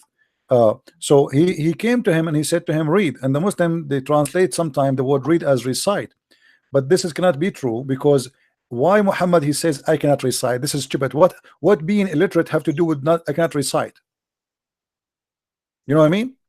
Recite is repeating something first in your memory, is not repeating after me. Because you cannot recite unless you know already what to recite. What recite is something, if you go to dictionary right now and check out what recite mean, you will find recitation is something you memorize. Correct, yeah. Not repeating. So why Muhammad saying I cannot, you know, look what he is, how stupid the translation is. I was oppressed and then he left me off and he said to me recite. So to which I replied, I am not literate. What does have to do with recitation? You just said that. He just said to you one word. He said recite, and you just said recite again. To make it simple for you, imagine I say to you say hummus, and then you say to me I cannot say hummus. He just said to him one word. He did not say to him a sentence. He did not say to him a book. He just said to him the word iqra. So Muhammad, he said to him, ma ana biqari. The Muslim, they translate, I cannot say qari. You just said that. So it's a stupid understanding, stupid explanation, and anyone who have a little brain, he can find out easy. But you know, the problem is when you as a person, you are reading, you don't know Arabic, and then you read this stupid translation, and then you take it as it is. But even if you go deep, you will find this does not make sense, because if somebody says to me recite, why I should say I cannot recite? Anyone can recite after me, or repeat. Let us say repeat. If I say to you hummus, potato, tomato, okay, say it again. Hummus, potato, tomato. Okay, this is what Muhammad did duty actually all his life. He was doing hummus, potato, tomato. The angel, he says something to him. Muhammad, he say exactly what the angel say. That's it. So what do you mean he don't recite? And why the angel, he squeezed him again, and he said to him recite again. He did not say recite. He said to him iqra. Muhammad, he said ma ana biqari, what I shall read. Then the angel, he squeezed him again and said to him iqra. He said to him what I shall read. So he spent that day saying to him read, not read, I cannot read, what I shall read. And then the story became so funny and so stupid, because at the end of the day, after 3 times of squeezing, did Muhammad understand what the angel want? No. Did Muhammad learn how to read? No. And you know, let us assume that Muhammad did not know how to read, and Allah saying to him 3 times read. If Allah is a true God, even if Allah saying that to a donkey, the donkey will be able to read, because God saying that. You know, when Jesus said, like, imagine Jesus said to the blind man see, and the blind man, he did not see. So Jesus, he said to him see again, and the blind man, he did not see. And Jesus said to him see again, and still the blind man, he cannot see. And the blind keep saying to him, I cannot see, man, I cannot see. And then she said to him, and he squeezed him, see, like you idiot, see. And the guy, he cannot see. And then the guy, he go home and still he cannot see. So what the point of saying to him see? You see here the translation, look, the same story, the translation changed. When he cut me, I said to him, I do not know how to read. This is false. See, sometimes they say I cannot recite, sometimes they say I cannot read, because they are very confused, and you know, this is a very stupid cult. So when a Muslim says, Muslim says to me, in the Quran, it says that Gabriel could, the angel Gabriel forced him in, and then he recited it. Really, in Arabic, that's not what it's saying. You're saying, isn't it? The angel, he said to him, supposedly read. You know, hold on, we have a Muslim is calling. Let's see what he wants to say. Hello. No, he hang up.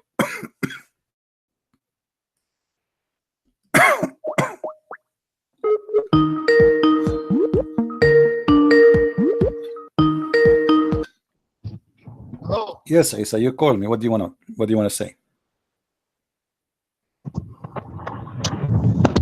Hello. I hear you. Go ahead, Isa. What do you want to say? Yeah, so so you do believe that the angel Jibril did come to Muhammad and communicate to him? No, I don't believe in that. I'm reading your story. This is what Muhammad told you. But you said when the angel came to him, he didn't say, I couldn't read. He said, what should I read? So you said, so you do believe that he came to him? I'm explaining to you your story, my friend. It's you who do not understand your story. Your prophet told you a story. You Muslims don't understand it. I believe that Muhammad saw no one. He heard no one. He is a person who's fabricating stories, and he's a false prophet. And you know that. So who helped him in all those victories that he won in all those wars? What victories? What war have to do? Does that mean Alexander the Great, he must be God? Alexander the Great, hold on. Are you saying to me that Alexander the Great, he was God? Where's Alexander the Great's followers right now? Where is the followers of Muhammad right now? 1 billion plus. Okay, hold on. Where's Alexander the Great's followers? Okay. So you are accusing your prophet to be a liar. What are you talking about? Because your prophet, he said that Muslims will be the minority in the world. Does that mean that Muhammad is a false prophet? Because based on I want to know if you're a prophet say, okay, hold on. The Quran confirm saying that those who follow Jesus, they will be the victorious until the judgment day. Is that correct? Yes, that's true. Okay, so the Quran confirmed that those who follow Jesus, they will be victorious. Jesus himself. Where Jesus are was they? Muslim and his followers are Muslim. Okay, let us go with you. Still, it's going to be following Jesus, not following Muhammad. Not following Muhammad. The Quran says those who follow Jesus. So where are those who follow Jesus according to Islam? Did Jesus help him with those victories? My friend, don't change the topic. Where those who follow Jesus? This was the first question. The first question I asked you. No. I'm asking you. You said the victory proving Muhammad to be a prophet of God. First of all, your prophet did not have a victory. If you're saying Jesus is God, why would he help someone who is, according to you, a false prophet and not spreading the correct religion? No, my friend, it's not God who helped him. The Bible says that God, he will let the sun rise upon the evil and the good ones. So and Jesus, he said, time will come and people will be killing you thinking they are doing favor to God, which means you will be able to kill me, but does not make you victorious. So you kill me, but that will make you a loser, and I will be victorious. I kill you. That will make me a loser, and that will make you not a victorious. So obviously, okay, hold on. Obviously, you as a Muslims, you have a wrong understanding who is victorious. You think victorious is the one who kill, not the one who is peaceful.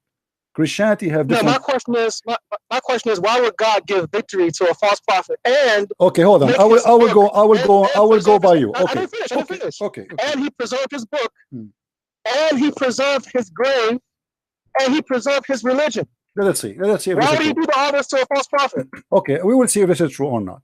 First of all, your God did not give him victory because your God approved Muhammad to be false. Read with me carefully.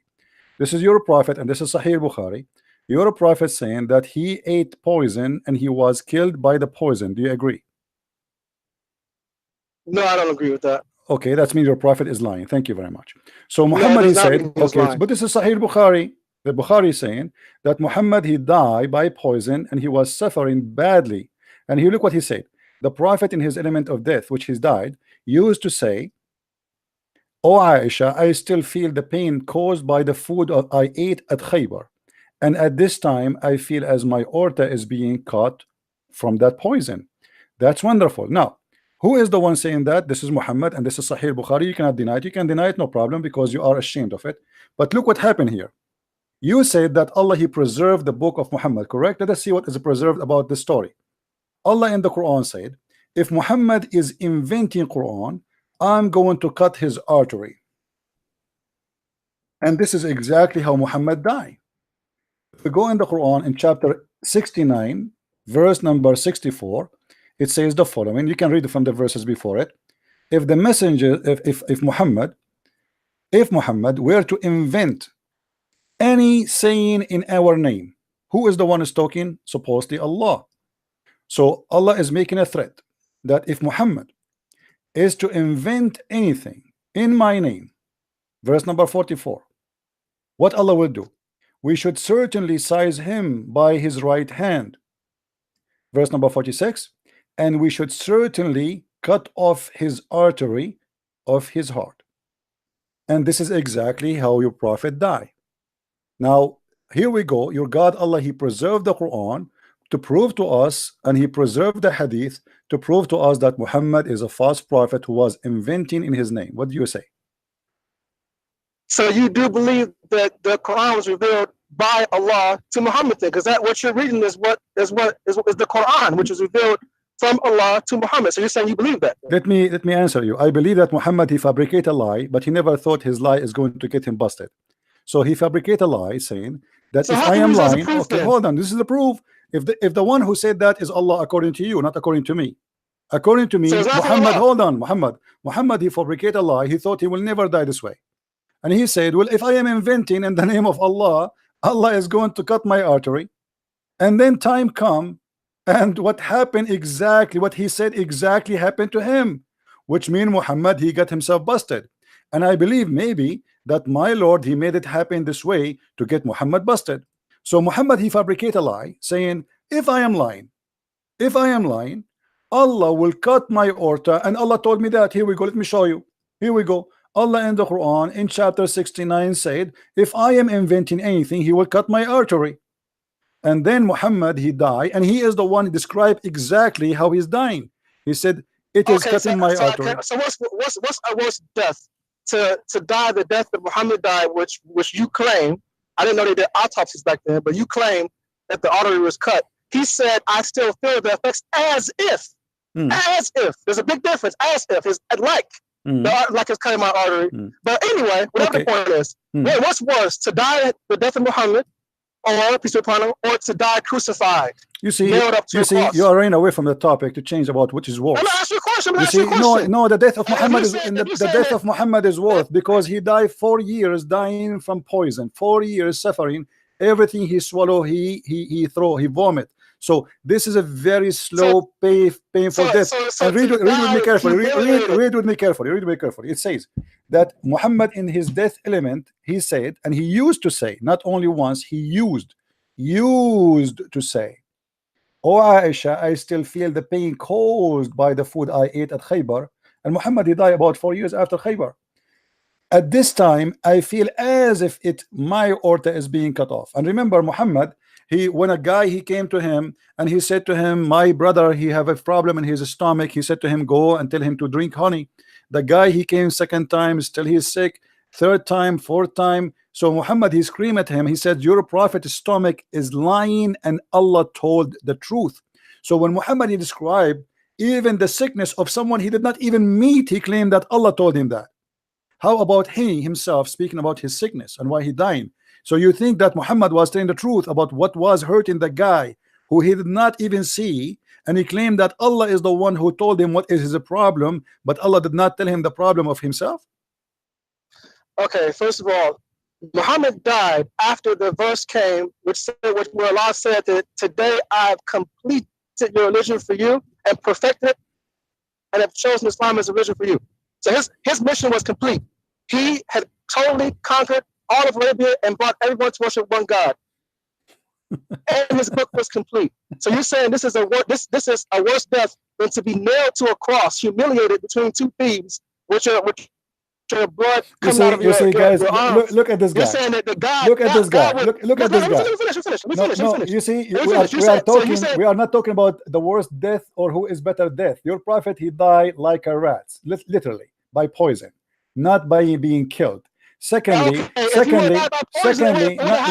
on. Secondly, we are talking what is the proof that Muhammad is a prophet. You said he was victorious. Obviously, he was not victorious. Because Muhammad, he claimed Jesus. Jesus, he told them before they capture him, that you will deny me, you will betray me, you will do this. He knew everything. So and he said, nobody can take myself from me. I lay myself down. So this is not a victory for the enemy. Jesus himself, he lay himself down. So you have a very false understanding of Christianity, and you have a false argument about your prophet, because you are the one who claimed that the victory of Muhammad because his Quran is preserved, and this is false. And we can show you right now how the goat ate the Quran. Umar al-Khattab, he said that the Quran is 1,025,000 letter, and what we have now left of the Quran is not even 25% of the Quran. The Muslim scholar, they say that the chapter of Ahzab used to be equal to the chapter of Al-Baqarah, and now we have more than 110 verses of the chapter of Ahzab is gone. So when you say to me his religion is preserved, his book is preserved, this is stupid. This is a big fat lie. You cannot prove it. Can you prove it? Okay, I can prove it, because is the Bible, is the gospel that was given to Jesus, is it in the original language right now? What? Is the book that was given to Jesus in the language that he spoke? Which Where language? is it? What is that language? What do you mean? What is the language of Jesus? Okay, let me simplify for it. Did Jesus speak English? Oh, this is a translation. Did Muhammad speak English? Okay, it's translation, but where is the original at? The original, we have Aramaic, we have a Greek, we have Hebrew. Where is it? They all exist. So go and read them. But don't be stupid. I've never seen one before. Don't be stupid with me. Now let me ask you a question. What is the language? What is the language Jesus spoke according to Islam? Aramaic. Aramaic. So why his book is called Injil? The whole point of it is, don't change the topic. You see, I'm getting you busted more and more. You are digging. Now listen. Why your God named the book of Jesus Injil when this is a Greek word? If his language is Hebrew and his book is in Hebrew, so how the book, which is the gospel, which is Injil, became Injil in Islam? Why Allah he chose such a name? So my point is, your point is you want to answer me. If Jesus he spoke Hebrew, how Allah he called the name of the book of Jesus Injil, which is a Greek word? Okay, first of all, in the Quran does not specify what language that Jesus spoke. You are the one who told me a second ago. Hold on, no, the Quran specifies. Don't be stupid. The Quran specifies. The Quran says we never send a messenger except he speak in the tongue of his people. Are you denying that? No, of course not. Of course, okay. So what is the what is the tongue of the Jews? Hebrew. Okay, so the language of Jesus must be Hebrew. Don't be stupid. Here we go. Fine, Hebrew. So why the language, which is why the Bible of Jesus in the Quran, it's named as Injil, which is a Greek word? The whole point of it is he did not speak English. Where is the English Bible? What are you talking about? Why? I'm asking you. Your God. He named him. Your God named the book. My point who is the one who chose the word? Shut up. Answer me. Don't play games. You can't play games with me. Why the name of Jesus called Injil when Jesus he spoke Hebrew? Go to the tafsir, you'll find out. You do tafsir. You are the ones. You see, you are getting busted. You agreed with me that Allah he never sent a messenger unless he speak the tongue of his people, and we show you the verse in the Quran. And now we are asking you. You are the one who mentioned the language of Jesus. You said to me, why the Bible in English now? Which is very silly. Like you're talking like a kid. And now we ask you the same question. Why the Quran is in English? So now why is that a translation? Is that a false translation? Are you saying to me? Are you saying to me that Allah? You are just a kid. You just want to shout. Are you going to talk or you want to shout? I'm asking you. I want a serious answer. Don't tell me so. Go and see the tafsir. Why Allah he chose the word Injil, which is a Greek word for the name of the book of Jesus, if he is a Hebrew, spoke Hebrew? Go ahead. I don't know why it's called Injil. I don't know what language Injil is. I don't know why that was chosen. Okay, let your dad call me. Let the man of the house call me. Don't tell me go and read tafsir. You are being stupid. You are jumping like a monkey from a topic to the topic to a topic to a topic. If Muhammad is proven to be a prophet because he killed and he was victorious, that means Trump is victorious. Here we go. ISIS is destroyed. That means he's God. He's a prophet. That's stupid. That's the most stupid argument. Muhammad he died like a rat and he claimed victorious. And not only that, Muhammad he claimed that when he died, his body will not be consumed. And the Muslim did not bury him for 3 days. And then they noticed that he started farting. His belly, the fart was going like crazy. His belly became so big from gas. His nails became green. And even Ibn Abbas, he said, قد أسن الرسول, bury him, he became stinky. فهو يأسن كما يأسن البشر. What victory? Forcing people to convert to your religion, this is not victory, my friend. The same day Muhammad, he died, the same day tens of thousands of Arab left Islam. Go and read the word, the history is called the War of Apostate. The same day Muhammad died. They just heard the news. What victory? Victory of a sword? You lost your sword. Your sword is not with you. Numbers mean nothing, because you Muslims are many cults today, and you are killing each other. You call yourself Muslim. Like, the funny about Muslims, you say to them, is the Shia Muslim? They say no. So why you count them? Why you count the Shia when you count the number of Muslims? Why you count the Ahmadiyya? Why you count the Duruz? Why you count the Batiniya? Why you count?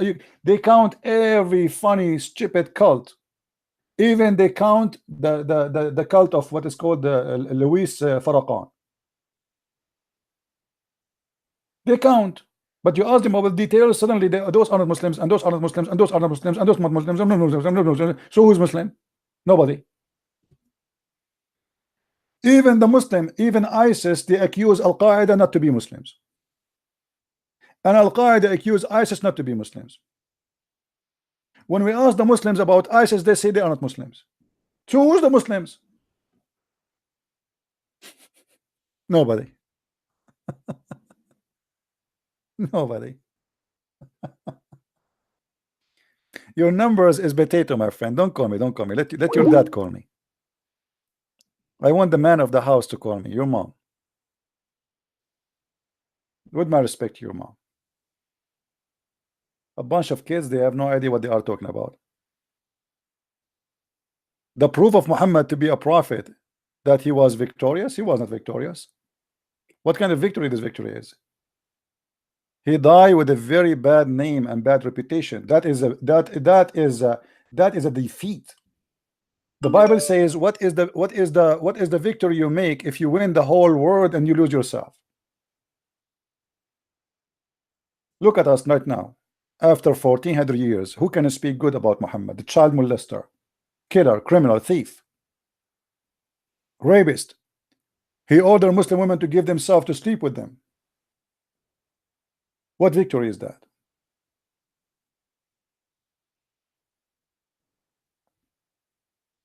The victorious is the one who make people love him. Can you hate Jesus? You cannot.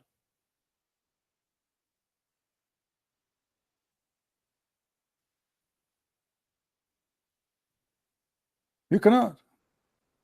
You might curse him, you might say bad, but sit by yourself alone and listen to yourself. You will find you cannot really hate him. He said, love your enemy. What do you want more? Pray for those who curse you. How you can hate such a person? You curse him, he pray for you. You say to him, I want to kill you, and you kill him, he says, okay, I forgive you. That is victory. Not a guy who attack people, kidnap their women, rape them, rape children, teach hate. That is not victory. And look at you. You are lost. Your Islamic countries is the worst countries in the world to live in, to raise your children in. And if this is not true, go back home. Muslims are crossing the oceans to run away from their Islamic countries.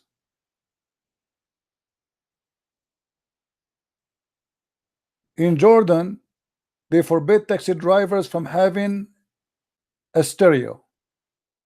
A stereo with a like you can play songs. Why?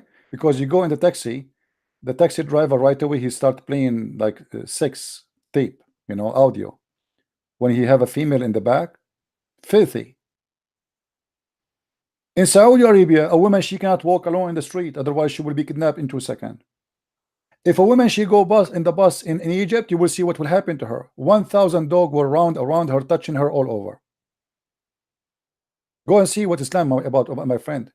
Islamic countries are the worst. You are proud about what? I don't know. In the Middle East, we have to have bars over our windows. In America, we don't have bars over our windows. You cannot find one single house in the Middle East without bars, because if you don't have bars, your house will be wrapped in 5 minutes.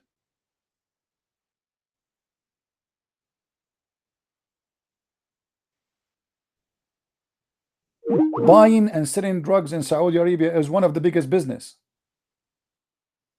Prostitution.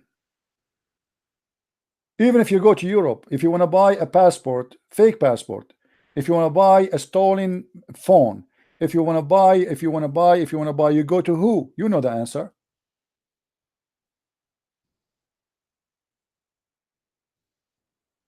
You will be victorious if you are blessed with peace and mercy and love.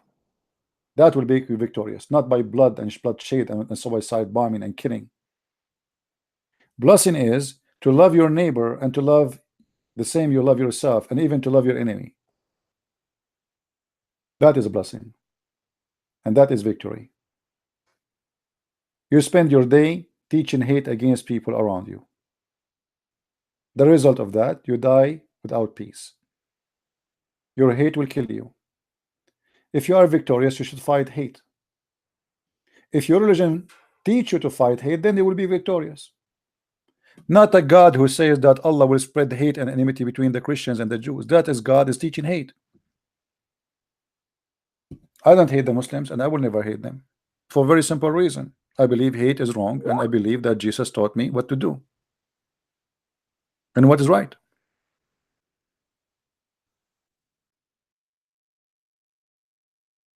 When the Quran says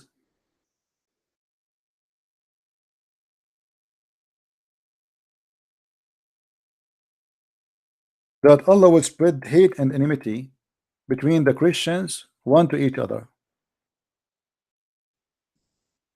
that is nothing but accomplishment of the devil. Because is that going to make the Christian better people if we spread the hate between them? Obviously not. Is that going to fix the problem? Obviously not. Is that going to make the earth like heaven? Obviously it's the opposite. It's going to, this is satanic. God who target people to spread hate, that is devil. That is not God. This is the God of earth. He's the devil. The true God, if those Christians are lost, you show them the truth. You don't make them hate each other. What is that? Guide them, show them, teach them, love them, so they can see better. Since when hate is going to fix a problem? That is victory. If this is victory, then what is who you know, when you spread hate between the Christians and you make us hatred people, is that going to bring you a benefit? You see, actually here you see that Islam is a false religion. Very easy, because this is God is spreading hate, and same time, thank God that the Christians don't, this did not happen to them, which means Muhammad, he made a promise here that Allah will spread hate between us. Because imagine if we Christians, we hate the Muslims and we decide to destroy Islam by using weapon, Islamic countries will disappear in 5 minutes. You are no match in any war. But thanks God we follow Jesus. You should be yourself, you should be thankful that Christians don't do what you Muslims do. Imagine if the Muslims are the one who have the power of America. Imagine if the Muslims are the one who have the power of Russia or China. Just imagine what will happen to this earth.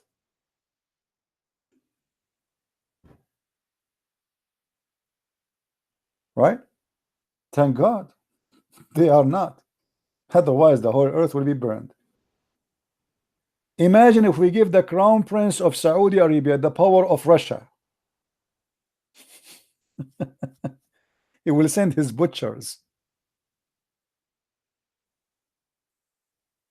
He will send his butchers around the earth, practicing Allah mercy.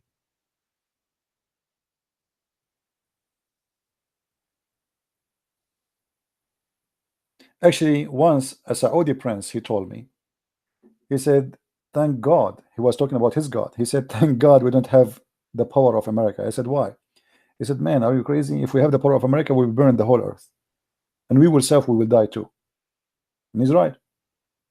Because if they have a power of America, and then there's other nations who they are not Muslims, they will fight together, and they will destroy the whole earth. As simple as that. The whole earth is gone.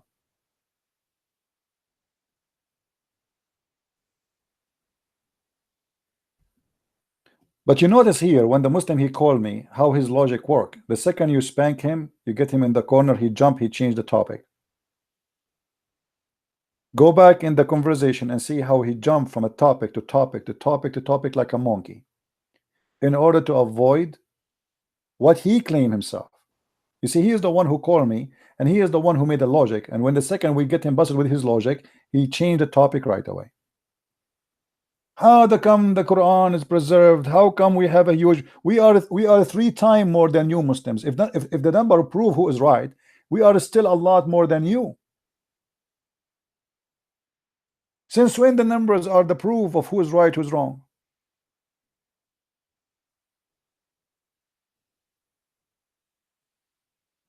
Even by numbers, if this is the scale to who is the winner, who is right, who is wrong, that means we are the winners.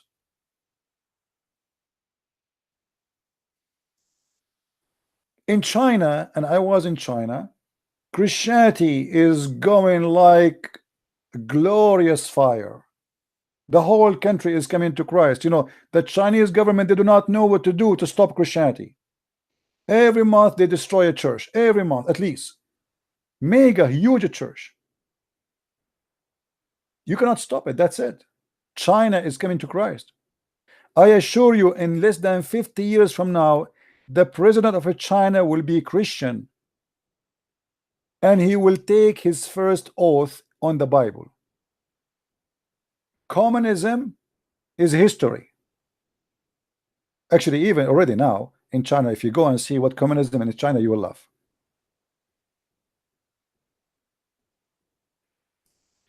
Hello? Hi, my brother. It's Mr. A. Hey, my friend. How are you? I'm all right.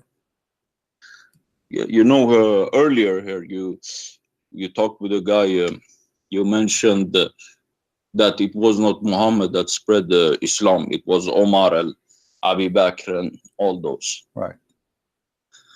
I thought, why you don't talk little about his companions? His beautiful and kind companions that have learned a lot of lovely things from him. Why not talk about their acts? They are the same. They are the same. They are you know, criminals, bunch of criminals. You know, they are the same. For example, Omar, he lashed his own son to death, and you wanted. See, I always focus in the head of the snake, not on the tail. Yeah, I know, but you know, they are so proud about Islam spreading so wonderfully. No, you know, you can go, anyone who speak to you about Umar as an example, say Umar was a fantastic man, go ask him to read the Pact of Umar. The Pact of Umar. Yeah, let him Christians read it. need to have hats. Yeah. Christians can go home to you and eat for 3 days, and you what nice things Muhammad have taught them. You see, right? You see, Islam is a big failure, and the proof, all countries which is controlled by Islam without other beliefs, it is bad. If you go to Saudi Arabia right now, if we take all the Christians out, if we take all the Hindus, if we take all the Buddhas, if we take even the atheists from Saudi Arabia will be in the tent immediately. Yeah, after more than 80 years of having all the filthy oil, yet there's more than 80% of the population are still illiterate. They do not know how to read, how to write. After 80 years in Mecca, there is no sewage. After 80 years of filthy oil, they don't have sewage in most of the cities actually. So no education, no, you know, no culture, nothing in those countries. If you go to Emirat, the Muslims are so proud about Emirat. Emirat, if it is an Islamic, will not be Emirat today. The reason Emirat is what it is today, that the Prince of Emirat decided to put Islam in the drawer. Yeah, and bring Christian teachers to bring teach their Christian children. and even non-Christians, everybody. But you know, we know that the one who controlled the country is the European. So if Emirat was following Saudi Arabia, it will be the same as Saudi Arabia. But the prince, he put Islam in the drawer.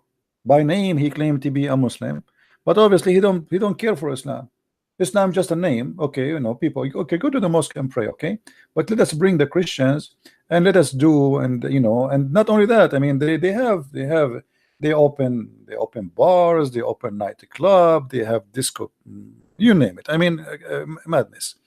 So Yeah. the Muslims always, they try to be proud about something, and that thing is not exist. If you want to be proud, for me, what to make me proud is not how powerful America is. What No, make me proud, no, not for me either, because what make me proud is how Jesus amazing is. Exactly. Is not Russia, is not America, is not France, is not England. For nobody can make you proud except the Lord you belong to. So his teaching is amazing. He taught me love, he taught me mercy, he taught me to live good and to be good, and that is victory. Anything else is a garbage.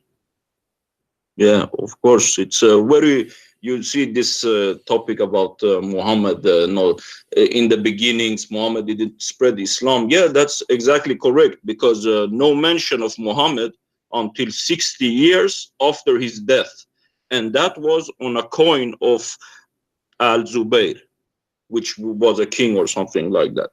And no mention of Mecca until at least 100 years after the death of Muhammad. So yeah, it's it's not clear if Muhammad ever was alive, or what's the story. It's not clear. No, you know what mostly I mean? Muhammad was exist, but we do not know maybe exactly who is this person. Who is this Muhammad? Yeah, is it Mecca or it is Petra? You know, because Al-Uzza was the goddess of Petra, or some they say like Manat. But anyway, like I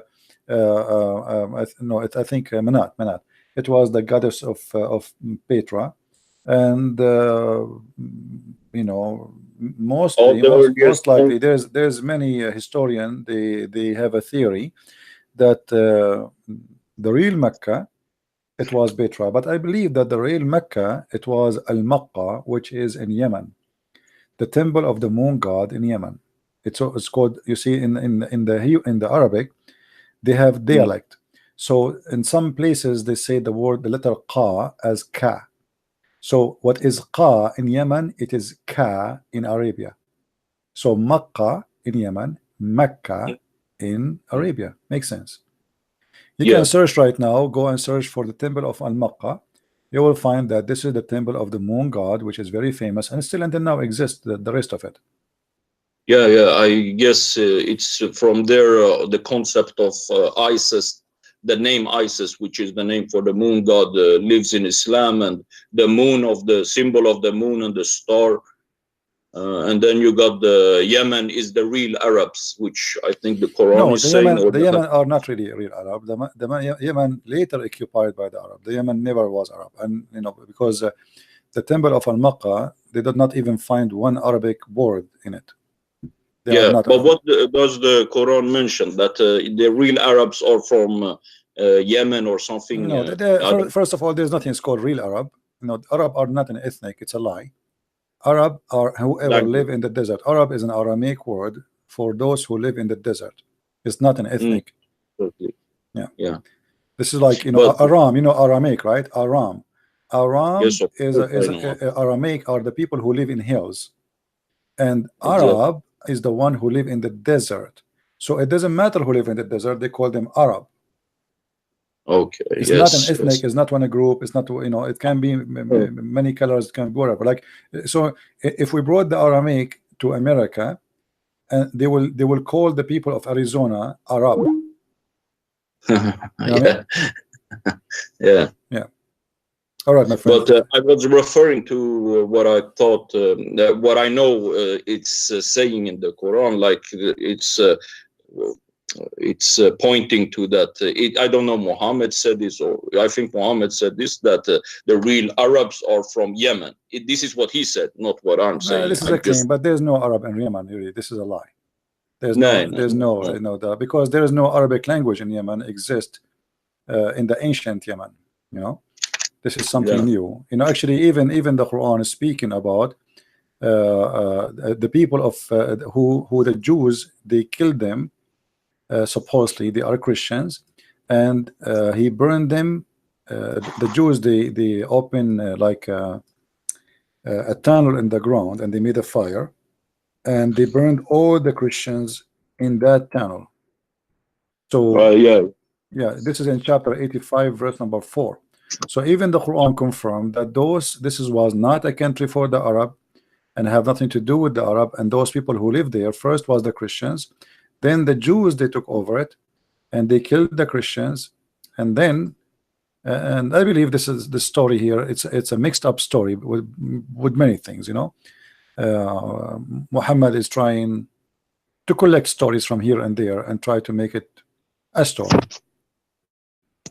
Maybe we can talk about that in some other time. Anything else, my friend?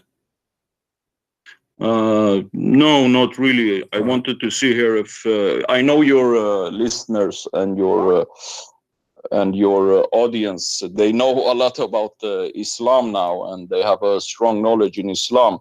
But I think our Christian brothers must have a strong knowledge in Christianity too. So I wonder if you want to hear a short encounter with the Holy One and Abraham, with the Son of God and Abraham, with the love of Noah and Abraham. If I can share you a short encounter from the Old Testament. Let us you know, do maybe in some other time, because today it's already 7 o'clock in my time, 7:10, and it's already really getting late for me.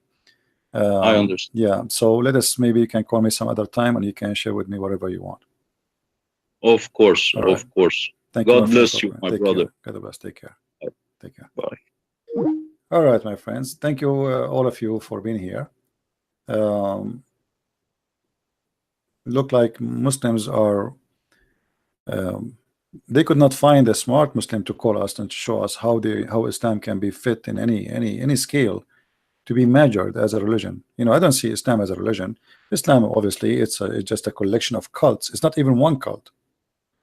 It's a collection of cults, and the Muslims, the poor Muslims, trying to make us believe that it is a religion, when everything in it proven to us that it is a very, very bad cult. Nothing makes sense. There's no connection between stories. Their book is funny, full of fairy tale stories. Their prophet have a very bad reputation, very bad ethic, very bad behavior, and he's not even qualified to work in the post office if you check the post office qualification, because the first thing to have somebody work in the post office is to be trustworthy, because he will go inside houses, in the yard of families who they have children playing there. This man, he cannot be allowed next to children. He been accused of a theft, he been accused of a rape, he been accused of killing, and all of this documented by Muslims and written by Muslims. You see, remember, all the reference we have about Islam is written by Muslims, which means anything is negative said, it is Muslims who deliver to us. But for the Muslim was not negative. For the Muslim, they call it victory. You see the logic? This is why Muslims, they reported those stories in their books, because when you are victorious and you think that this is the way to live, then why you will be ashamed of it? So because they were not ashamed of Muhammad marrying a child, they wrote the story. Because they were not ashamed of Muhammad raping women, they wrote the story. Because they are not ashamed that Muhammad, he take the booties, they wrote the story. Muhammad kidnapping women from their husbands, killing the husband and the son and the child, and raping them, they were proud about it, so they read the story. All those stories are written by the Muslims, for at that time they were not ashamed of it. Today the Muslims are not victorious. They are not the superpower army in the world. They cannot force you to say this is amazing. So they start denying stories. They start picking up stories as they wish. Stories they like it, make Muhammad look nice, they say we approve it. stories make Muhammad look like a criminal or stupid, they disapprove it. But that will not work with us, and we are here to get Islam busted. Thank you very much for being here. May the Lord bless you. Until we see you soon again, maybe tomorrow if we can. Christ is Lord, Islam is false. And see you soon again. Thank you.